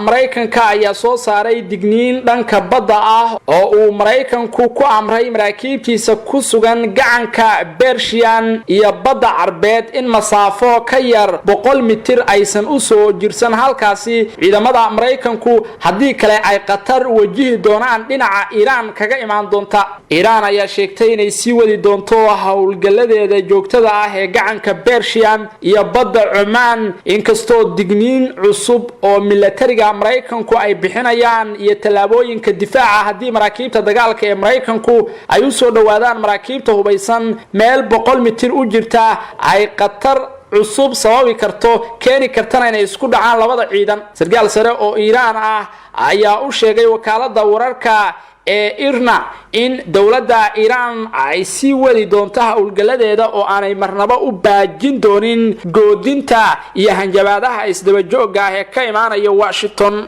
bishii la soo dhaafay madaxweynaha Mareykanku waxa uu faray ciidamada badda Mareykanka inay baabi'iyaan dhammaan doomaha hubka ee Iran haddii ay aad ugu soo dhawaadaan maraakiibta dagaalka ee Mareykanka amarka ayaa daba socday shil ka dhacay gacanka Persia oo doomo ay leedahay hay'adda ilaalada kacaanka Islaamiga ee Iran ay daba kaceen maraakiibta Mareykanka taasi oo ay sheegtay dawladda Iran inay tahay Qatar iyo daandaansi hor leh oo Mareykanku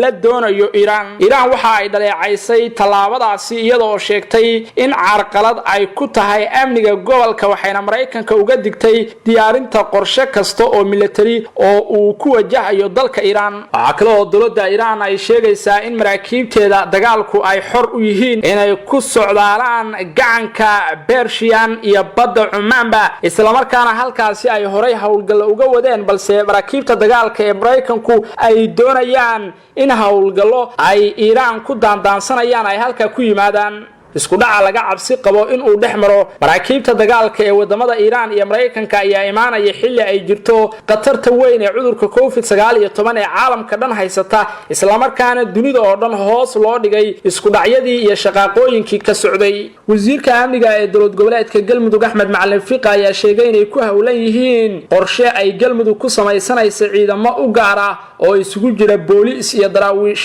fiqi ayaa tilmaamay in haatan ay wadaan diyaarinta sharcigii lagu aas-aasi lahaa ciidamadaasi si galmudug ay ugu sugato amniga deegaanadeeda sidoo kale wuxuu intaa ku daray inaan laga maarmi doonin wixii iskaashi caalami ah oo dhinaca dowladda ah inta laga dhisayo booliiska galmudug deegaanada galmudug ayuu sheegay iminka ciidamada ka howlgala inay dhammaantood hoos tagaan dowladda federaalka taasina uu sheegay in ay maamulka caqabad cusub ku tahay loona baahan yahay in galmudug ay u madax banaanaato amniga deegaanadeeda oo ay iyadu sugato oo ay xor u noqoto ciidamadan isugu jira booliiska iyo daraawiishta ee ay galmudug dhisanayso ayuu wasiir axmed macalin fiqi sheegay in ay amniga galmudug gacan biro ku qaban doonaan marka la sameeyo hadalkan ayaa ku soo aadaya iyadoo haatan ciidamo fara badan oo heer federaal ay ku sugan yihiin galmudug kuwaasi oo badi la geeyay deegaanada galmudug xilligii doorashada kuwaasi oo laga soo qaaday magaalada muqdisho ee caasimada Soomaaliya ciidanka iminka galmudug ku sugan ee ka socda dawladda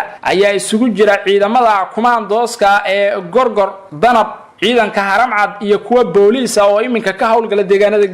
galmudug ayaa haatan bilowday sidii ay kaga maarmi lahayd ku tiirsanaanta dhinaca ammaanka ee dawladda federaalka oo sanado badan dhinaca ammaanka ka caawinaysay maamul goboleedka galmudug sidoo kale qorshaha uu ku dhawaaqay wasiirka amniga gudaha galmudug axmed macalin fiqi wuxuu imaanayaa iyada oo maamulku uu isku diyaarinayo howlgal saf ballaaran ah oo deegaanada galmudug ee ay ku sugan yihiin al-shabaab lagaga xoreynayo howlgalkaasi oo uu iclaamiyay madaxweynaha dawlad goboleedka galmudug mudane axmed cabdi kaariyo qorqoor galmudug ayaa waday bariyii dambe dadaalo ballaaran tan iyo markii isbedelka maamul uu ka dhacay deegaanada maamulkaasi iyada oo iminka qorshayaasha uu maamulku wado lagu tilmaamay kuwa u horseedi doona dadka reer galmudug xasilooni kala dambeyn iyo horumar waara dowladda Suudaan ayaa lagu xukumay inay bixiso magdhow la siinayo dadkii ku waxyeeloobay weerarkii sanadkii 1998 lagu qaaday safaaradihii Mareykanka ee Kenya iyo Tansaaniya go'aanka ayaa waxa soo saaray maxkamadda ugu sareysa dalka Mareykanka oo muddo badan kiiskan gacanta ku haysay weerarkan waxa mas'uuliyadiisa dusha u ritay ururka al-Qaacida ee uu hogaamin jiray Osama bin Laden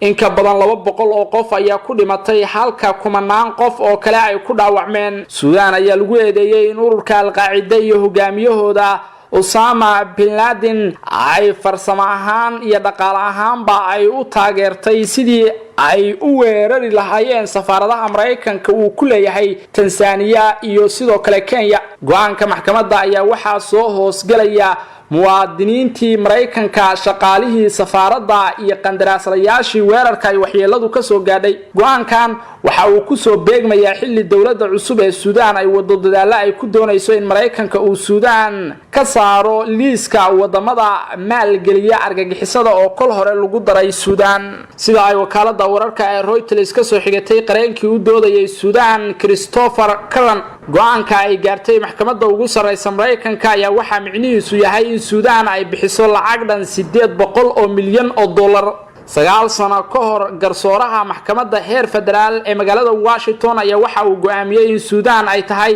inay bixiso lacag dhan 6 bilyan oo magdhow ah iyo 4 bilyan oo ganaaxa sida uu qoray wargeyska New York Times weerarkaasi lagu qaaday safaaradaha Mareykanka ee Tansaaniya iyo Kenya ayaa waxa ka dhashay burbur safaaradaha soo gaaray iyo dhimashada dad fara badan oo safaaradahaasi ku sugnaa iminka ayuu Mareykanku sheegayaa in Suudaan uu ka qaadan doono magdhowga dadkii lagu laayay weerarkii lagu qaaday safaaradahaasi ee ururka al-Qaacida ay dusha u riteen inkastoo Suudaan aanay wali aqbalin ganaaxa lacagaha faraha badan ee lagu xukumay haddana waxa ay dawladda Suudaan iminka u saacaabatumaysaa sidii ay xiriir dhow ula yeelan lahayd xukuumadda Washington kadib sanado badan oo Mareykanku uu cadaadis xoogan ku hayay wadanka Suudaan ee qaaradda Afrika xukuumadda Soomaaliland ayaa sheegtay inay jiraan dalal xiiseynaya wada hadashiinta dawladda federaalka Soomaaliya iyo Somaliland wasiirka amuraha dibadda ee Somaliland Professor Yaasiin Xaaji Maxamuud Xiir Farato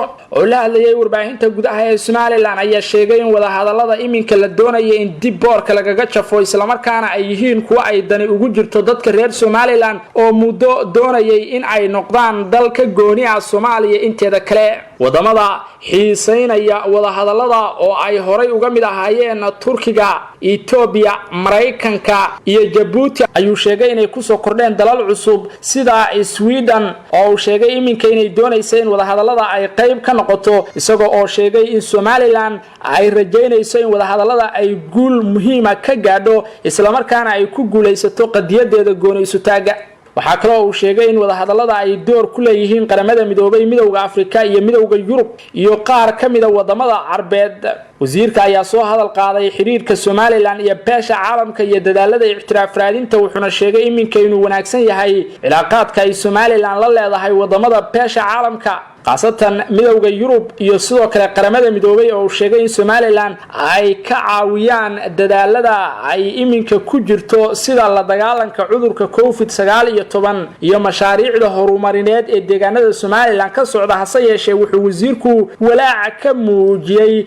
in wali qaar kamid ah wadamada caalamku ay Somaliland wixii dhaqaale iyo tabarucaad oo ay ugu tala galeen ay u soo marsiyaan dawladda federaalka Soomaaliya ee fadhigeedu yahay magaalada Muqdisho arrinka oo wax laga xumaada ku tilmaamay wasiirka arrimaha dibadda Somaliland Yaasiin Faratoon ugu dambeynna hadal ka yaabiyay dunida oo dhan ayaa ka soo yeeray madaxweynaha dalka Mareykanka Donald Trump kaasi oo uu ku sheegay madaxweynuhu in dalkiisa ay sharaf u tahay inuu caalamka ku hogaaminayo kiisaska ugu badan ee cudurka COVID-19 madaxweynaha dalka Mareykanka Donald Trump ayaa ku dooday in Mareykanka ay sharaf u tahay inuu hogaaminayo tirada dadka ugu badan ee uu soo ritay safmarka COVID-19 waxaan u arkaa in arrintan ay tahay xushmad iyo in ay tahay wax wanaagsan sababtoo ah waxay micnaheedu tahay in baaritaanadeenu ay aad u wanaagsan yihiin oo Mareykanku uu horkacayo kiisaska ugu badan ee corona ayuu yiri madaxweyne Donald Trump oo warbaahinta la hadlayay dalka Mareykanka tirada cudurka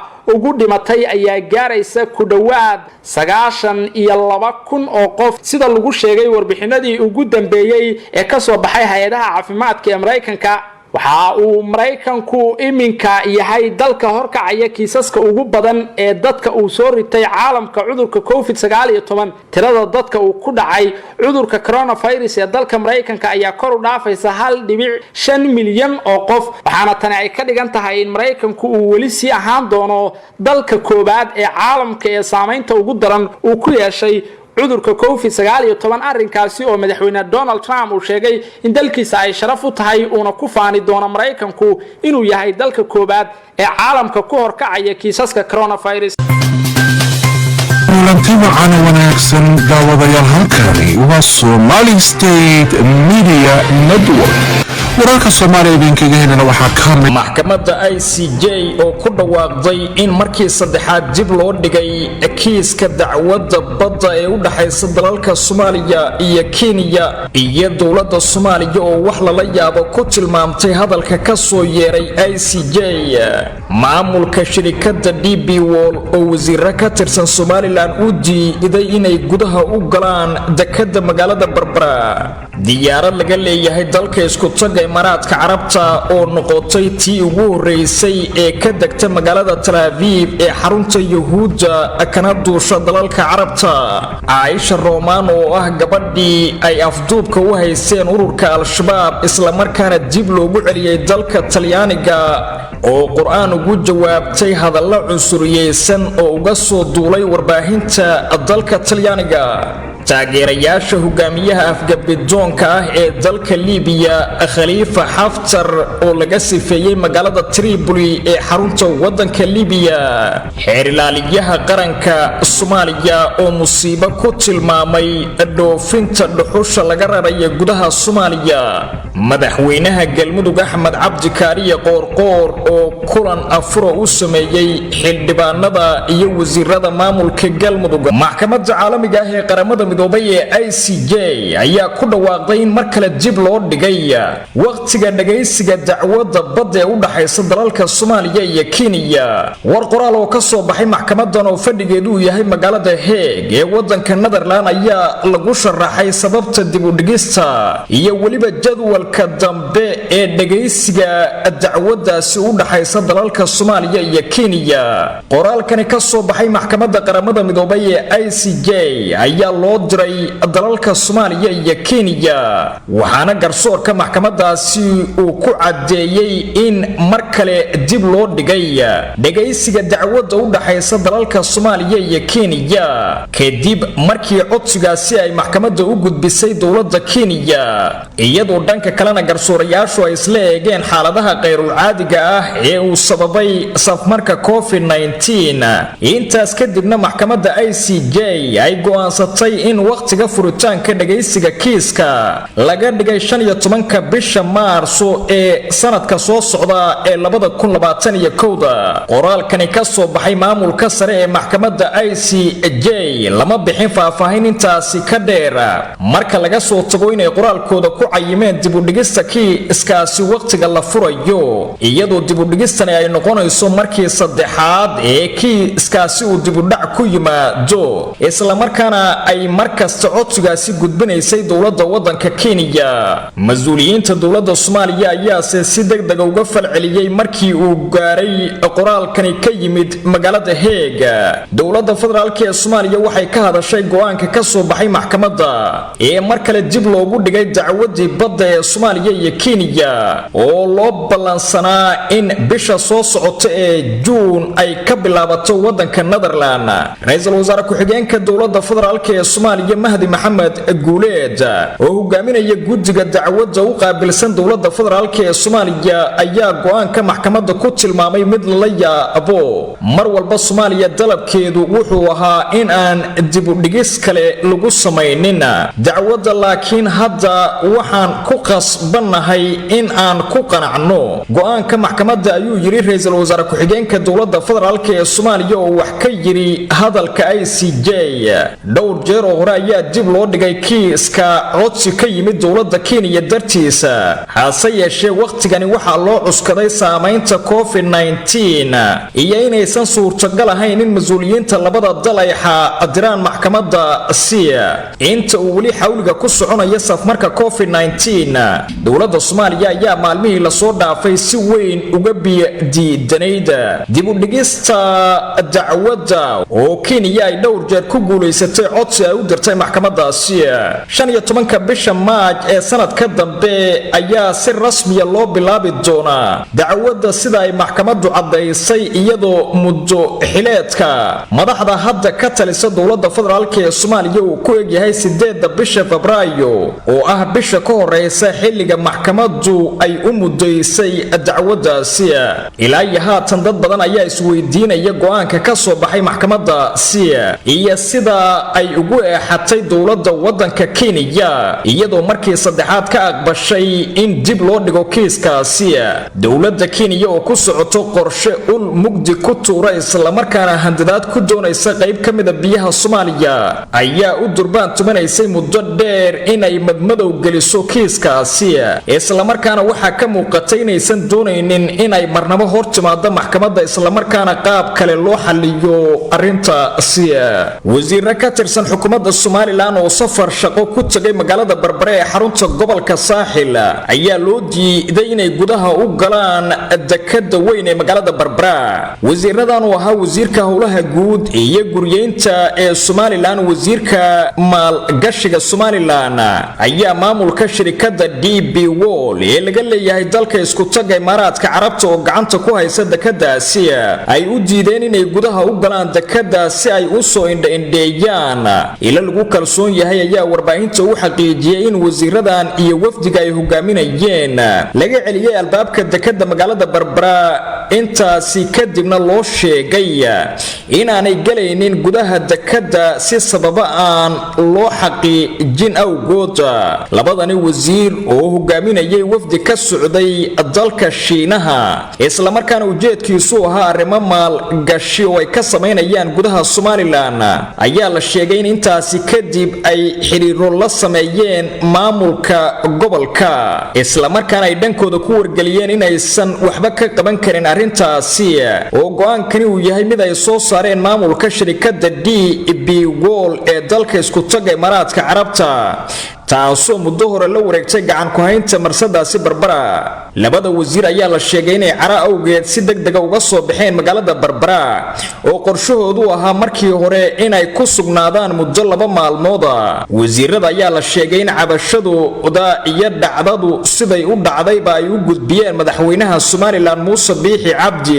waa markii ugu horeysay taariikhda ee wasiirra ka tirsan xukuumadda Soomaaliland loo diido inay gudaha u galaan dekada istiraatiijiga ah ee magaalada Barbara ee xarunta gobolka Saaxil. ilaa iyo haatan xukuumadda Soomaaliland iyo shirkadda DP World midkoodna kama waramin sababta keentay in wasiirro iyo wafdi ay hogaaminayaan oo ka tirsan xukuumadda Soomaaliland loogu diido inay gudaha u galaan dekada istiraatiijiga ah ee Barbara, isla markaana arintaasi ay ahayd meel ka dhac weyn oo lagu sameeyay xukuumadda madaxweyne Biixi. xarunta fadhiga u ah Yahuudana waxaa markii ugu horeysay ka caga dhiganaysa diyaarad ka duulaysa dalalka Carabta taasoo ka tagaysa Imaaraadka. diyuuradda Etihad Airline ayaa markii ugu horeysay taariikhda ka degaysa Israa'iil tan iyo markii la aasaasay maamulkaasi Israa'iil sanadkii 1947. diyuuradani ayaa duulimaadkani taariikhiga waxay ku tagaysaa garoonka diyuuradaha ee magaalada Tel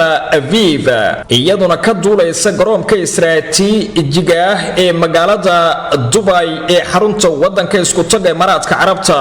duulimaadkani oo ah midkii ugu horeeyay oo toos ah ee abid isku xira Imaaraadka Carabta iyo Israa'iil ayaa Dubai ka bixi doona saacada maxalliga ah marka ay tahay 7 fiidnimo. waxaana la sheegay in agab caafimaad oo lagula tacaalayo COVID-19 ay u sido Falastiiniyiinta ku dhaqan daanta galbeed iyo marinka Gaza. wargeyska la yiraahdo Haratis ee ka soo baxa xarunta Yahuudda ee Tel Aviv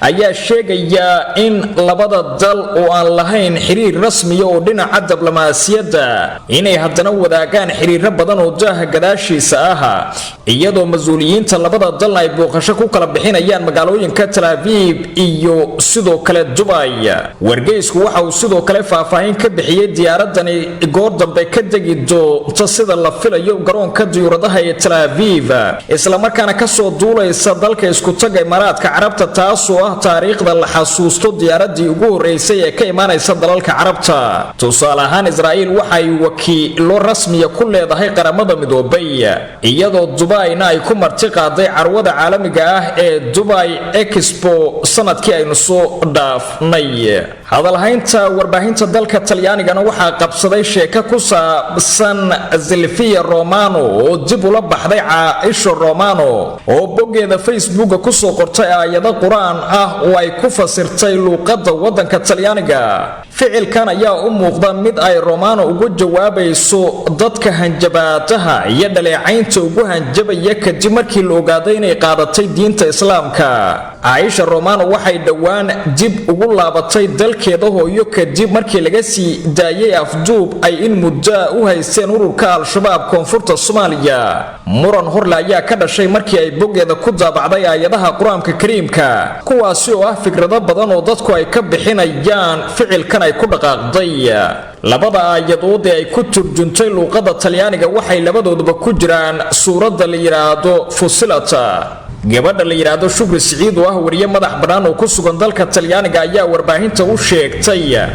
in siyaabaha loo fasirtay ujeedada Silvino ay ka mid tahay in laga shakisan yahay inay difaacayso qolyihii afduubka iyada u haystay. hadalkeeda micnihiisa anigu waxaan u fasirtay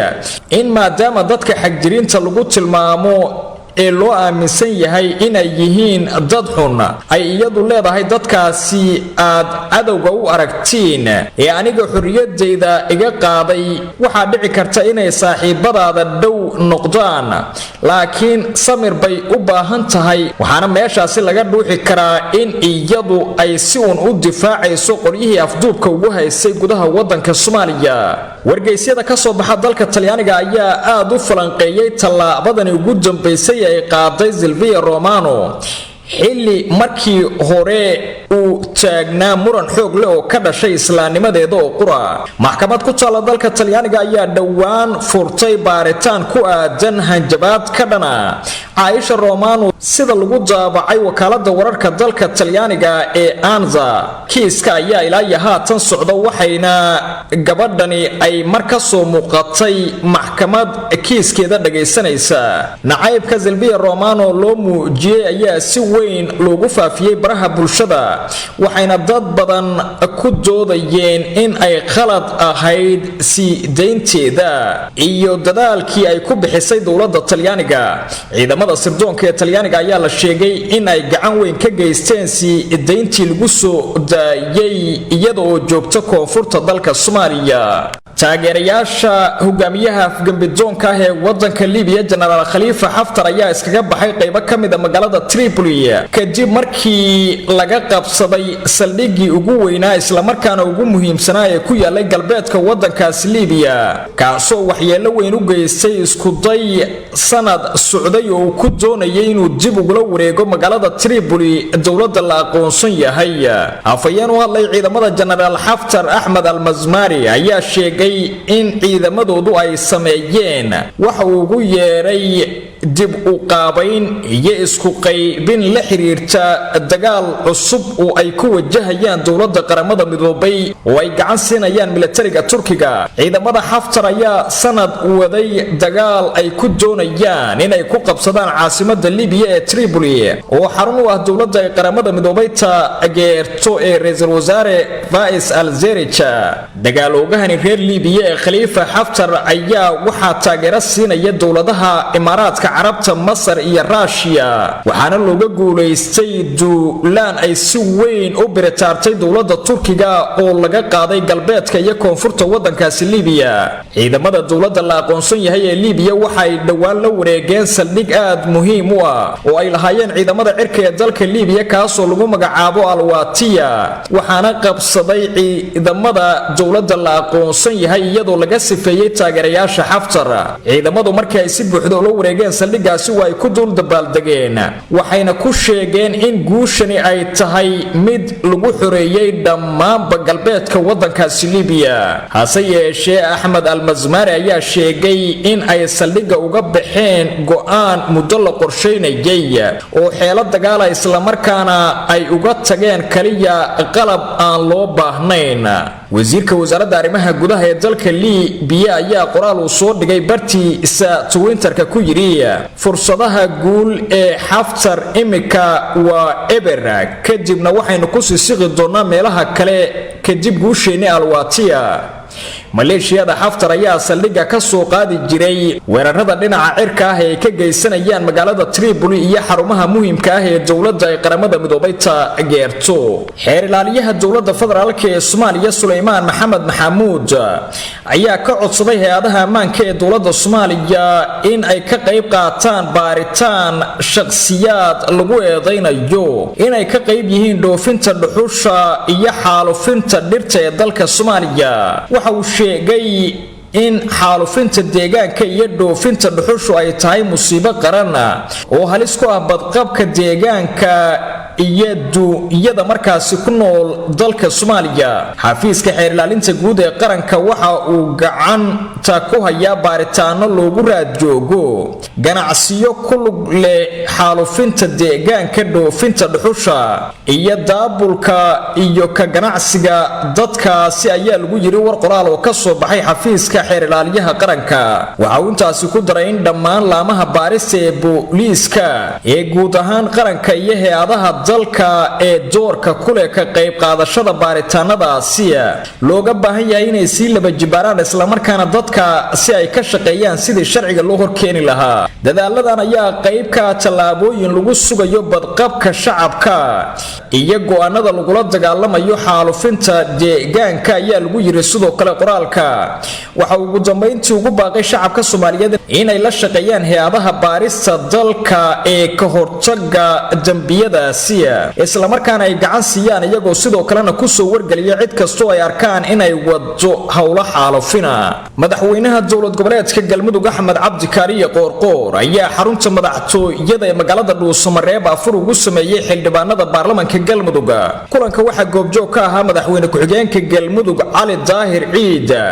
wasiirada cusub ee maamulka galmudug iyo qaar ka mid ah xildhibaanada dowladda federaalk ee Soomaaliya waxaana kulankaasi ujeedadiisu ay ahayd mahadcelin iyo xoojinta wada shaqaynta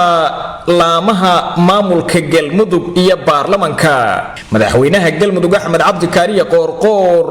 ayaa golaha baarlamaanka uga mahadnaqay gudashada waajibaadkooda dastuuriga ah iyo kalsoonisiinta golaha wasiirada ee dowlad goboleedka galmudug waxa uu sidoo kale mahadcelin u jeediyay xildhibaano ka tirsan dowladda Soomaaliya oo uu sheegay inay si weyn uga soo shaqeeyeen howlaha maamul dhisidda ee galmudug madaxweynaha ayaa xusay in gogashii dib u heshiisiinta ay weli furan tahay isla markaana uu diyaar u yahay qancinta cid kasta oo qabta tabasho macquul ah waxaana kulanka la isku dhaafsaday talooyin wax dhisaya oo ku soo dhamaaday guul iyo isfahan sida lagu sheegay qoraal ka soo baxay madaxtooyada maamulka galmudug madaxweynaha galmudug axmed cabdi kaariye qoorqoor waxa uu sheegay in loo baahan yahay in shacabka galmudug ay ka wada shaqeeyaan dowladnimada isla markaana baarlamaanku ay arintaasi dhiirigeliyaan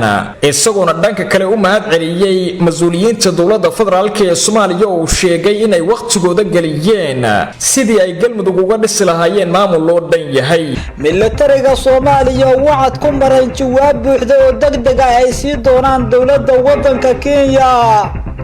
wasiir horay uga soo goostay Jubbaland kuna sugan magaalada Muqdisho maamul cusub magacaabay gobolka Gedo injineer Faysal Cali Waraabe gudoomiyaha xisbiga u ciiday Soomaaliland oo sheegay in cashuurta laga qaado magaalada Muqdisho dadka ku nool lagu dhiso magaalada Hargeysa ee caasimada Soomaaliland dowladda Mareykanka oo Israa'iil ka difaacday eedeymo maxkamadda dambiyada adduunka ay ku haysato wadanka Israa'iil oo la xiriira xasuuq ay u geysatay shacabka reer Falastiin wararkii ugu dambeeyay qarax ciidamo ka tirsan kuwa dowladda Soomaaliya lagu eegtay magaalada Muqdisho iyo qasaaro ka dhashay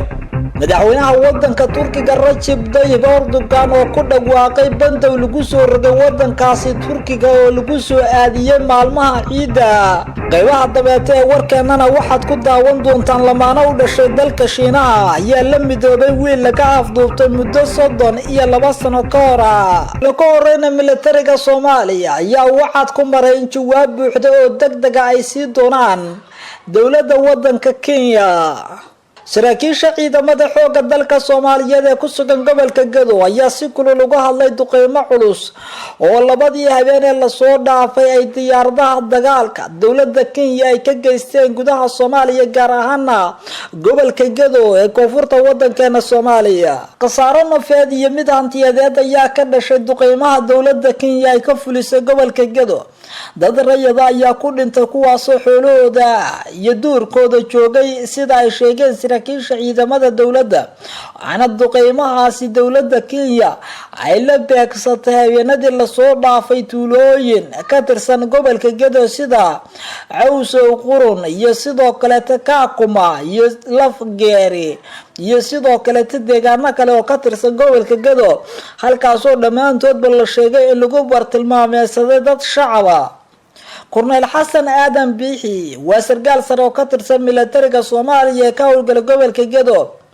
asagoo la hadlay mid ka mid ah idaacadaha magaalada Muqdisho ayuu sheegay in diyaaradaha dagaalka dowladda Kenya 24 saac la soo dhaafay ay duqeymo aan ka fiirsan lahayn ay ka fuliyeen deegaano badan oo ka tirsan gobolka Gedo taas oo ay jawaab ka bixin doonto dowladda Soomaaliya dagaalkana waxa uu carafka ku dhiftay in dowladda Soomaaliya ay ka warqabto duqeymaha iyo dhibaatada ay dowladda Kenya u geysanayso shacabka Soomaaliyeed taasna lagu la xisaabtami doono dowladda wadanka Kenya Soomaaliya waxa uu sheegay inay markaseeta ka warqabto sida ay dowladda Kenya u qaadayso tillaabooyin ka qaldan wuxuuna sheegay inay bixi doonaan jawaab degdeg ah oo waafiya oo la xiriirta dhibaatada lagu hayo shacabka gobolka Gedo oo la dilay kuwa reer baadiyaha oo duurka joogay sidoo kale tara la burburiyay hantidooda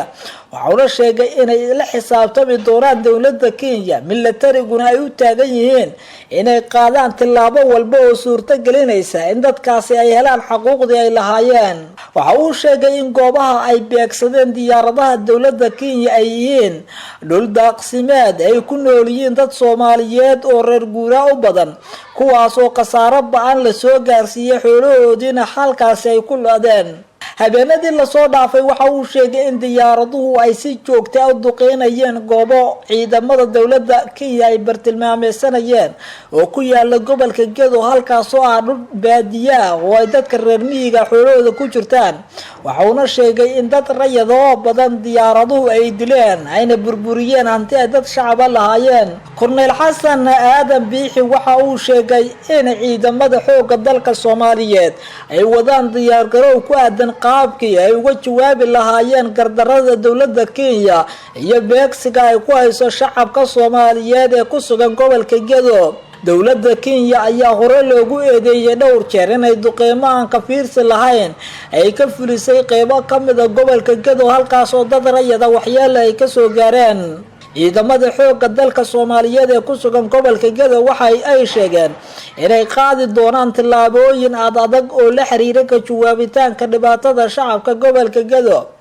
arrintu waxay ku soo aadaysaa iyadoo xiisada u dhaxaysa Soomaaliya iyo Kenya ay cirka isku sii shareerayso taas oo ka dhigi karta arrinta gacan ka hadal sida iminkaba ay sheegayaan saraakiisha ciidamada dowladda Soomaaliya ee ku sugan gobolka Gedo dowladda Kenya ayaa iyadu maxkamadda caalamiga ee adduunka waxa ay ka dalbatay in dib loo dhigo dhageysiga dacwadda taasoo maxkamaduna ay ku ayiday isla markaasna ay sheegtay in dib loo dhigay dhageysiga dacwadda badda macna dowladda Soomaaliya arrintaas ku tilmaamtay mid ay maxkamadda cadaaladda adduunka ay ku fududaatay si kastaba ha ahaatee ciidamada dowladda Soomaaliya ayaa la ogeyn tillaabada ay qaadi doonaan saameynta ay yeelan doonto iyo sidoo kale xilliga ay qaadayaan wasiir ka soo goostay dowlad goboleedka Jubbaland kuna sugan magaalada Muqdisho ee caasimada Soomaaliya ayaa maamul u magacaabay gobolka Gedo wasiir ku xigeenka arrimaha gudaha maamulka Jubbaland Cabdiraxmaan Maxamed Xuseen ayaa gudoomiye cusub iyo gudoomiye ku xigeen u magacaabay gobolka Gedo asagoo ku sugan magaalada Muqdisho Cabdiraxmaan Maxamed Xuseen ayaa 7 Maarch isku soo dhiibay ciidamada dowladda Soomaaliya ku sugan degmada Doolow ee gobolka Gedo waxaasi wixii ka dambeeyay ku sugnaa magaalada Muqdisho halkaas oo ka howlgali jiray si kastaba ha ahaatee madaxweynaha Jubbaland Axmed Maxamed Islaan Axmed Madoobe ayaa xilka ka qaadan Cabdiraxmaan Maxamed Xuseen waxa uuna wali uusan soo dhisin kula wasiiro oo ku buuxinayo meelaha banaan Cabdiraxmaan ayaa gudoomiyaha cusub ee gobolka Gedo u magacaabay Ismaan Nuur Xaaji Macalimo oo aad ugu xiran uguna dhow dowladda federaalka Soomaaliya wuxuuna Macalimo mudooyinkii dameeta ahaa gudoomiye ku xigeenka gobolka Gedo ahna siyaaya xilka gudoomiyaha waxaa sidoo kale magacaabay gudoomiye ku xigeenka arrimaha siyaasadda Maxamed Cali Xuseen sidoo kale waxa gudoomiye ku xigeenka labaad ee maaliyadda u magacaabay Nasteex Cabdi Saalax iyadoo madaxa arrimaha bulshada gobolka Gedana loo magacaabay Ibraahim Maxamed Goobo xubnaha dowladda federaalka Soomaaliya ee magacawda gobolka Gedo ayaa dhamaantood baada taageersan dowladda Soomaaliya waxaana muuqata in dhamaanba meesha laga saaray haradigii horeete Axmed Madoobe oo qaabilsanaa gobolka Gedo iyadoo dowladda federaalka Soomaaliyana ay maamulkan cusub oo magacawda gobolka Gedo uu yahay dhamaantoodba mid taageersan dowladda Soomaaliya isla markaasna gacan bir ku qabanaya deegaanada gobolka Gedo oo horay dowladda Soomaaliya ay la wareegtay maamulka Axmed Madoobe ayaa lagala wareegay kol horeete deegaanada gobolka Gedo waxaana iminka dowladda Soomaaliya ay qaaday tillaabooyin muhiim u ah sidii ay ku siiyaysan lahayd gacan ku haynta gobolka Gedo oo asagu banaanka ka jooga iminka deegaanada Jubbaland ee Axmed Madoobe uu ka aramiyo injineer faysal cali waraabe gudoomiyaha xisbiga wicida ee Somaliland ayaa sheegay in cashuurta laga qaado shacabka magaalada Muqdisho lagu dhiso magaalada Hargeysa ee caasimada Somaliland asagoo ka hadlaya siyaasadda u dhaxaysa Soomaaliya iyo Somaliland. injineer faysal cali waraabe waxa uu sheegay in shacabka magaalada Muqdisho cashuurta laga qaado daaro looga dhiso magaalada Hargeysa ee caasimada Somaliland taas oo ku tilmaamay nasiib daro. waxa uu sheegay in shacabka magaalada Muqdisho ay cashuurta laga qaado in dib loogu celiyo wadooyinka iyo sidoo kale meelaha muhiimka ee bulshada ay ka faa'iideysato ee Muqdisho, balse waxa uu sheegay in siyaasiyiinta magaalada Muqdisho ku sugan ee ka soo jeeda waqooyiga Soomaaliya ay halkaasi daaro uga dhistaan isla markaasna ay keenaan dibna ay ugu maalgashadaan Somaliland. waxa uu tilmaamay in tallaabooyinka ay qaadayaan siyaasiyiintu ee daaraha uga dhisanayaan deegaanada ka baxsan magaalada Muqdisho iyadoo soo qaadanaya canshuurtii shacabka Muqdisho aysan ahayn mid ku sugan oo kaliya magaalada Hargeysa, balse waxa uu sheegay in magaalada Addis Ababa iyo magaalooyin kale tan lagu maalgashado oo daaro waaweyn looga jeexdo. waxa ugu baaqay shacabka magaalada Muqdisho inay iska dulqaadaan dadka lacagta bada ka qaadanaya oo uu sheegay inaysan waxba ku soo kordhinayn, isagoo sheegay in loo baahan yahay shacabka Muqdisho in lacagtooda ay dib ugu dhistaan magaaladooda isla markaasna ammaankooda ay ku sugtaan iyo kala dambayntooda. waxauna sheegay in la wada hadli karo oo kaliya markii koonfurta Soomaaliya laga dhigo meel nabdoon, balse iminka aysan Somaliland hor fariisan doonin dowladda Soomaaliya oo uu sheegay inay ku fashilantay wax ka qabashadii dhibaatooyinka ka jira magaalada Muqdisho iyo guud ahaanba koonfurta Soomaaliya. injineer faysal cali waraabe ayaa siyaasiyiin ka soo jeeda magaalada Muqdisho ku tilmaamay inay u ordayaan sidii loo miday lahaa Soomaaliya iyo Somaliland, asagoo sheegay in iyagu la daalaa dhacaya dhibaatooyin adag loona baahan yahay marka hore ay tooda wax ka qabtaan kadibna ay u soo gudbaan iyadoo tooda wax ka qabtay midda kale ay afka ka sheegayaan. injineer faysal cali waraabe ayaa sheegay in qofkii doonaya inuu qof kale la midoobo inuu la yimaado waxa uu kula midoobo, balse ay soo suurtagal siyaasiyiinta magaalada Muqdisho ay dadkoodu la daalaa dhacayaan dhibaatooyin adag inay la midoobaan Somaliland oo uu sheegay inay hormartay ayna gaamurtay sidoo hadalka u dhigay. faysal cali waraabe ayaa inta badan eedayn iyo dhaleecayn dusha kaga tuura madaxda dowladda Soomaaliya oo ku tilmaamay inay yihiin kuwa aan caaqibo iyo sidoo kale wax horumar u ah shacabka magaalada Muqdisho. dowladda Mareykanka ayaa difaacday Israa'iil iyadoo sharci darro ku tilmaamtay eedeymo ay u haysato maxkamadda dambiyada dagaalka taas oo ku eedeysay Israa'iil inay dambiyo dagaal ka geysatay dhulka reer Falastiin. xogayaha arrimaha dibadda Mareykanka ayaa sharci darro ku tilmaamay eedeynta ay maxkamadda dambiyada dagaalka ee qaramada midoobay ay soo jeedisay Israa'iil kuwaas oo la xiriira tacadiyo ay ku hayaan dadka reer Falastiin. xogayaha arrimaha dibadda waxa uu sheegay in Falastiin aysan ahayn qaran jira iyo sidoo kale dal jira toona. waxa uu sheegay in aysan ximin ka ahayn dalalka ku jira maxkamadda dambiyada adduunka ee loo yaqaan ICC, asagoo sharci darro ku tilmaamay dacwadda loo haysto Israa'iil. Mareykanka ayaa horay xiriirka ugu jiray maxkamadda ICC kadib markii ay ku dhawaaqday inay baarayso dambiyo dagaal oo Mareykanku uu ka galay dalal ay ka mid yihiin Afghanistan. xogayaha arrimaha dibadda wadanka Mareykanka Mike Pompeo waxa uu sheegay inay garab taagan yihiin dowladda wadanka Israa'iil isla markaasna ay tahay wax laga xumaado sharci darrada iyo tilaabooyinka ay qaadayso maxkamadda dambiyada adduunka taas oo doonaysa inay dambiyo ku soo oogto madaxda wadanka Israa'iil oo lagu eedeeyay inay dambiyo dagaal ka geysteen wadanka Falastiin oo asaga inta badan ay haysato dowladda Israa'iil. inkastoo aysan xibnaha ku midaysan maxkamadda dambiyada dagaalka aysan ku jirin Falastiin, haddaba waxa u qaadaysaa si xuquuqiyan iyadoo dooraysa inay wax ka qabato tacadiyada ka dhacaya dhulka reer Falastiin. waxaana arrintaas Mareykanku u arkaa mid sharci darro oo lagu waxyeeleynayo saaxiibadooda wadanka Israa'iil. Israa'iil ayaa inta badan taageero xoogan ka hesha wadanka Mareykanka, waxaana madaxweyne Trump tan iyo markii la doortay uu qaaday tillaabooyin uu ku sii adkeynayo sidii dowladda wadanka Israa'iil ay ugu sii siqi lahayd dhulka reer Falastiin ayna u qabsan lahayd dhul hor leh oo asagu ka tirsan dhulka reer Falastiin lana dejinayo dad Israa'iiliyiin ah. horey madaxweyne Trump ayaa caasimada dhabta ee wadanka Israa'iil ugu aqoonsaday magaalada Qudus arrintaas oo bulshada caalamka intooda badan ay dhaleeceeyeen. qarax ayaa ka dhacay magaalada muqdisho caasimada Soomaaliya oo khasaare ka dhashay waxaana lala beegsaday ciidamo ka tirsan kuwa dowladda Soomaaliya. taliyaha hoggaanka caafimaadka booliska Soomaaliyeed Cali Xirsi Barre Cali Gaab ayaa ka badbaaday qaraxaas oo loogu xiray gaarigiisa waxaana ka dhacay agagaarka isgoyska banaadir ee magaalada muqdisho sida ay sheegeen goobjoogayaal. hal askari oo ka tirsan ciidamada dowladda ayaa qaraxaasi ku dhintay waxaana ku dhaawacmay mid kaleeto waxaana ahaa mid loogu talagalay taliyaha hoggaanka caafimaadka dowladda federaalka Soomaaliya ee ciidamada booliska General Cali Xirsi Barre Cali Gaab oo isaga dhawaan loo magacaabay xilkaasi. taliyaha ayaa la sheegay inuu ka badbaaday qaraxa waxaana burburay gaarigii isla markaasna ilaaladii gaariga saarneed ayaa khasaare soo gaaray. al-shabaab ayaa adeegsanaya xeelad ka bedelantii qureeta iyadoo gawaarida mas'uuliyiinta inta badan iminka ugu dhajinaya qaraxyada taasoo intooda badan uu khasaaro ka dhasho. dowladda federaalka Soomaaliya ayaa sheegtay inay ku guuleysatay inay ka hortagto qaraxyadii inta badan la soo gali jiray magaalada muqdisho balse waxa ay sheegtay in si dhif iyo naadir ah ay al-shabaab qaraxyo fudfudud uga fuliyaan gudaha magaalada muqdisho. qaraxan ka dhacay magaalada muqdisho ee lala beegsaday General Cali Xirsi Barre Cali Gaab wuxuu ku soo aadayaa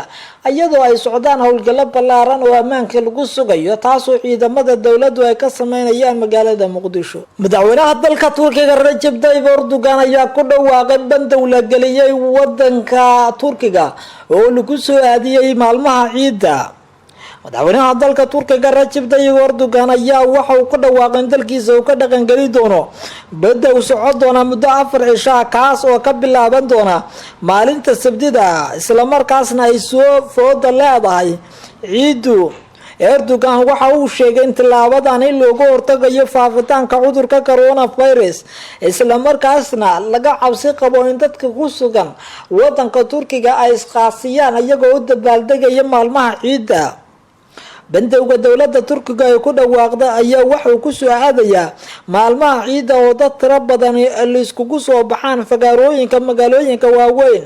ee wadanka Turkiga oo kamid ah dalalka sida ba'an uu faraha ugu hayo cudurka coronavirus. madaxweyne Erdogan ayaa adeegsanaya xeelad walba oo kaga hortagayo faafitaanka cudurka COVID-19 waxaana doonayaa in la qaado tillaabooyin muhiim u ah sidii wax looga qaban lahaa cudurkaas iyo ka hortagiisa. dowladda Turkiga ayaa horay waxa ay u sheegtay inay ku guuleysatay inay dhinto isla markaasna ay hoos u dhac ku keento dardargelintii uu sameeyay cudurka COVID-19 oo asagu si baan ugu faafay wadanka Turkiga ayaa ah dowladda kaliya ee inta badan gurmadka u fidisay wadamada caalamka iyadoo wadamo badan oo horay u sheegi jiray inay Turkiga ka awood badan yihiin gargaar gaarsiisay si ay uga caawiso la dagaalanka cudurka coronavirus.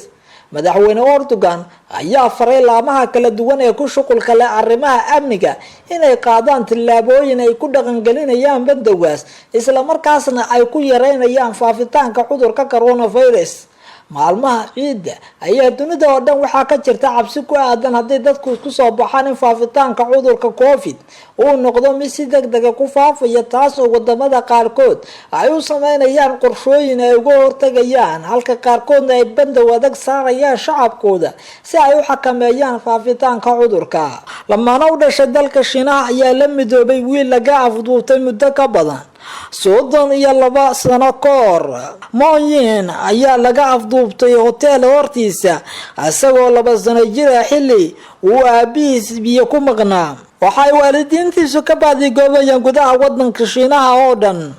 waxayna meel walba ku dhajiyeen sawiraanta wiilkooda oo gaaraya ilaa 100,000. qoyska ayaa maalintii Isniinta ahayd la midoobay wiilkooda xilli ay boolisku qabteen shir jaraa'id. wiilka oo hadda 34 sano jir ah ayaa la sheegay inuu qorsheynayo inuu waqti badan la qaato waalidkiisa. haddaba maxaa ku dhacay Mooyin? bishii Oktoobar sanadkii 1988 Mooyin waxa wiilkiisa ka soo waday magaalo ku taala gobolka Shangjin.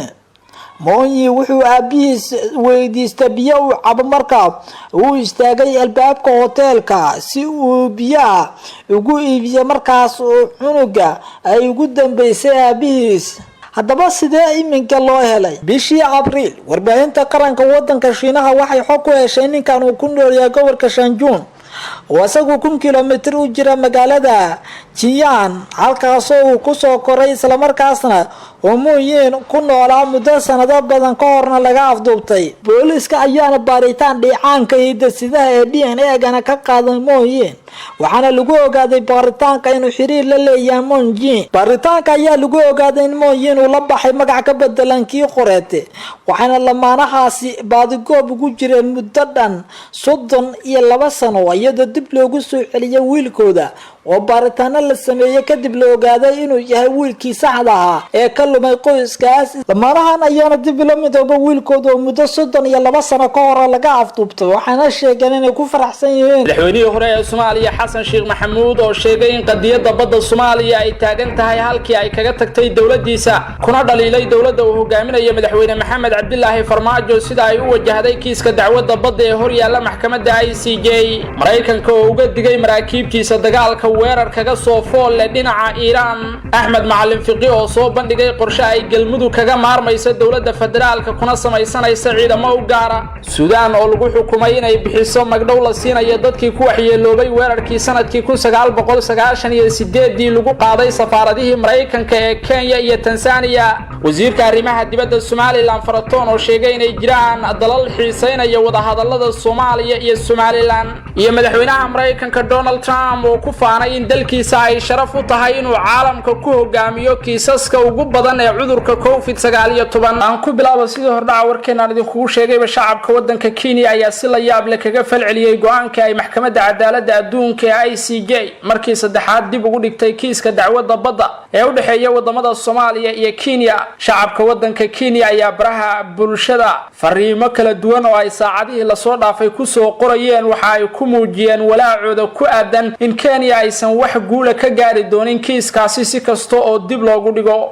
qaar ka mid ah shacbiga wadanka Kenya ayaa sheegay in go'aanka dib u dhigista uusan wadankooda farxad gelinayn isla markaana ay og yihiin in ugu dambeyn kiiska dacwadda badda ay ku guuleysan doonto Soomaaliya oo iminka ku gacan sareysa sida ay sheegeen waxay sheegeen in Soomaaliya ay haysato cadeymo ku filan oo ay ku gaari karto guusha kama dambaysta ah waxayna sidoo kale carabaabeen in Soomaaliya aysan kaliya ku ekaan doonin badda balse ay u socoto gobolka NFD ku yaala waqooyiga bari ee wadanka Kenya ee ay Soomaalidu degto gobolkaasi ayay sheegeen in weligeed ba ay Soomaaliya ku taamaysay inay Kenya kala wareegto iminkana ay haysato fursad muhiim ah oo ay gobolkaasi ku sheegan karto marka la soo gabagabeeyo kiiska dacwadda badda waxa kale oo shacabkan Kenyaanka ah ee fariimaha ku soo qoray baraha bulshada ay ku dhaliileen dawladda Kenya ee uu horkacay madaxweyne Uhuru Kenyatta in aysan wax juhdi ah ku bixin kiiska dacwadda badda qaasatan dhinaca diblomaasiyadda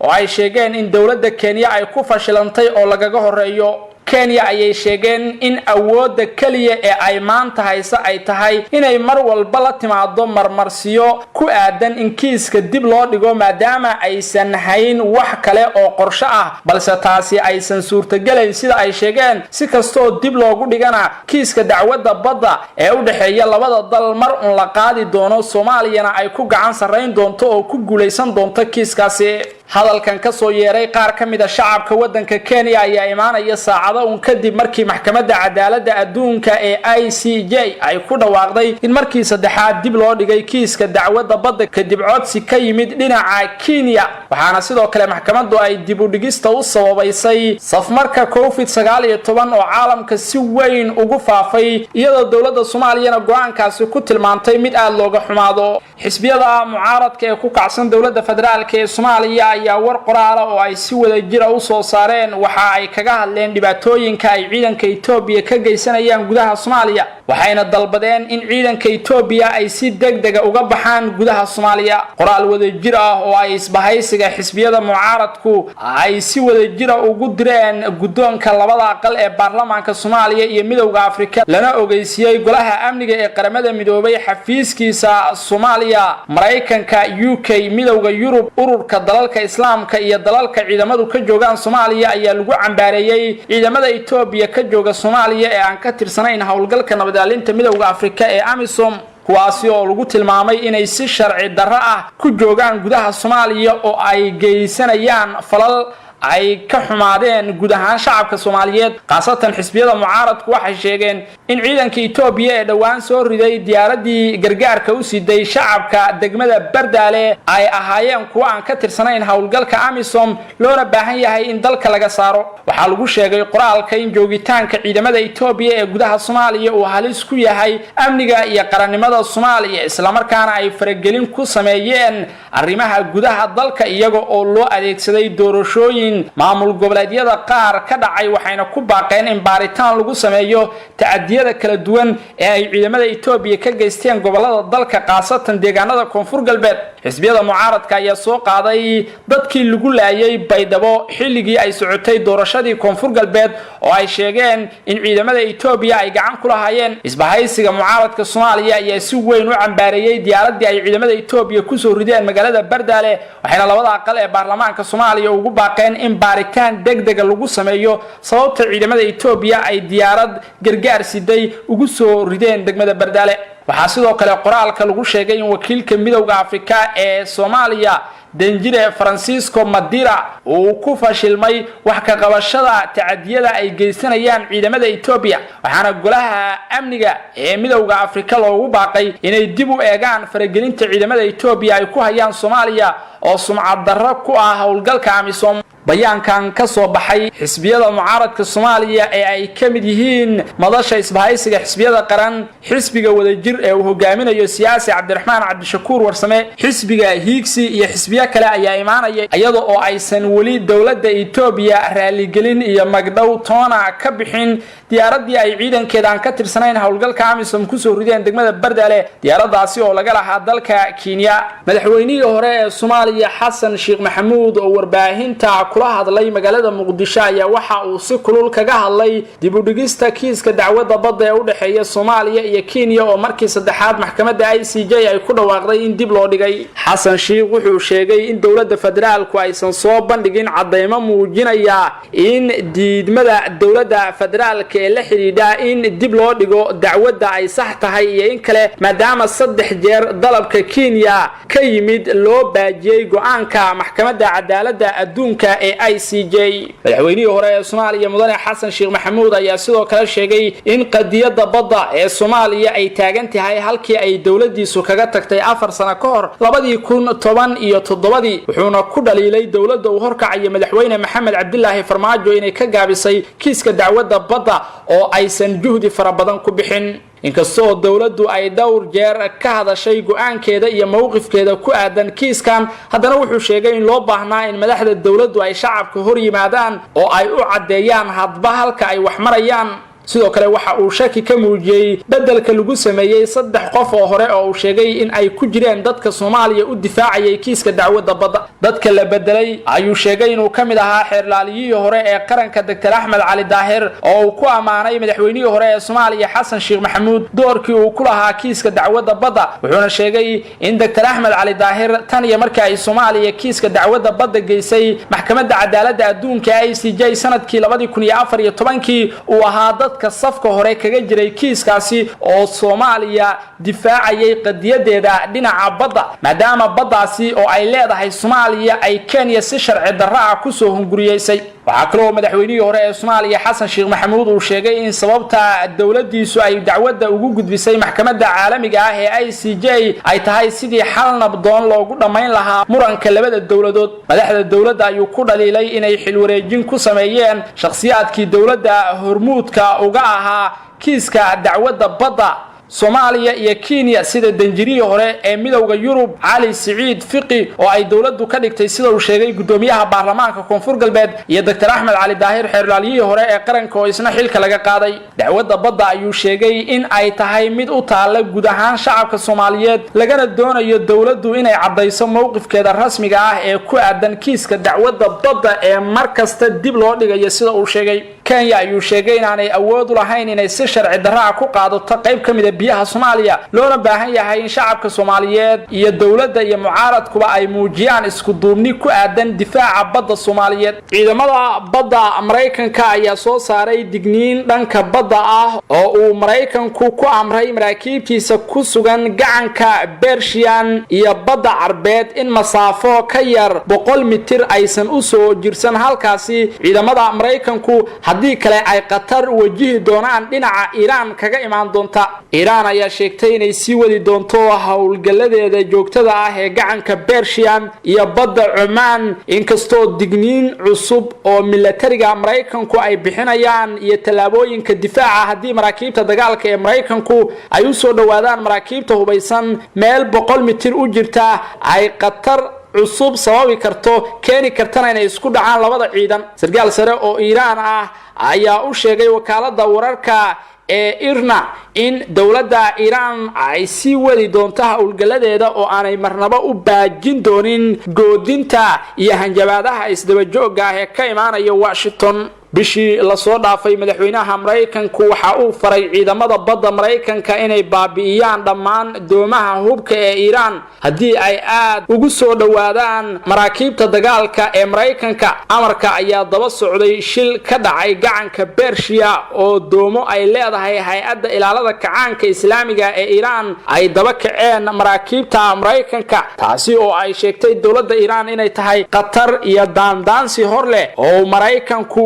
la doonayo Iran waxa ay dhaleecaysay talaabadaasi iyadoo sheegtay in carqalad ay ku tahay amniga gobolka waxayna Mareykanka uga digtay diyaarinta qorshe kasta oo military oo uu ku wajahayo dalka Iran waxa kale oo dawladda Iran ay sheegaysaa in maraakiibteeda dagaalku ay xor u yihiin inay ku socdaalaan gacanka Persian iyo badda Omanba isla markaana halkaasi ay horay hawlgal uga wadeen balse maraakiibta dagaalka ee Mareykanku ay doonayaan in hawlgallo ay Iran ku daandaansanayaan ay halka ku yimaadaan isku dhaca laga cabsi qabo in uu dhexmaro maraakiibta dagaalka ee wadamada Iran iyo Mareykanka ayaa imaanaya xilli ay jirto qatarta weyn ee cudurka COVID-19 ee caalamka dhan haysata isla markaana dunida oo dhan hoos loo dhigay isku dhacyadii iyo shaqaaqooyinkii ka socday wasiirka amniga ee dowlad goboleedka Galmudug Axmed Macalin Fiqa ayaa sheegay inay ku hawlan yihiin qorshe ay Galmudug ku samaysanayso ciidamo u gaar ah oo isugu jira booliis iyo daraawiish Fiqi ayaa tilmaamay in haatan ay wadaan diyaarinta sharcigii lagu aasaasi lahaa ciidamadaasi si Galmudug ay ugu sugato amniga deegaanadeeda sidoo kale wuxuu intaa ku daray in aan laga maarmi doonin wixii iskaashi caalami ah oo dhinaca dawladda ah inta laga dhisayo booliiska Galmudug deegaanada Galmudug ayuu sheegay iminka ciidamada ka hawlgala inay dhamaantood hoos tagaan dawladda federaalka taasina uu sheegay in ay maamulka caqabad cusub ku tahay loona baahan yahay in Galmudug ay u madax banaanaato amniga deegaanadeeda oo ay iyadu sugato oo ay xor u noqoto ciidamadan isugu jira booliiska iyo daraawiishta ay Galmudug dhisanayso ayuu wasiir Axmed Macalin Fiqi sheegay in ay amniga Galmudug gacan biro ku qaban doonaan marka la sameeyo hadalkan ayaa ku soo aadaya iyadoo haatan ciidamo fara badan oo heer federaal ay ku sugan yihiin Galmudug kuwaasi oo badi la geeyay deegaanada Galmudug xilligii doorashada kuwaasi oo laga soo qaaday magaalada Muqdisho ee caasimadda Soomaaliya ciidanka iminka Galmudug ku sugan ee ka socda dawladda ayaa isugu jira ciidamada kumaandooska ee Gorgor Danab ciidanka Haramcad iyo kuwa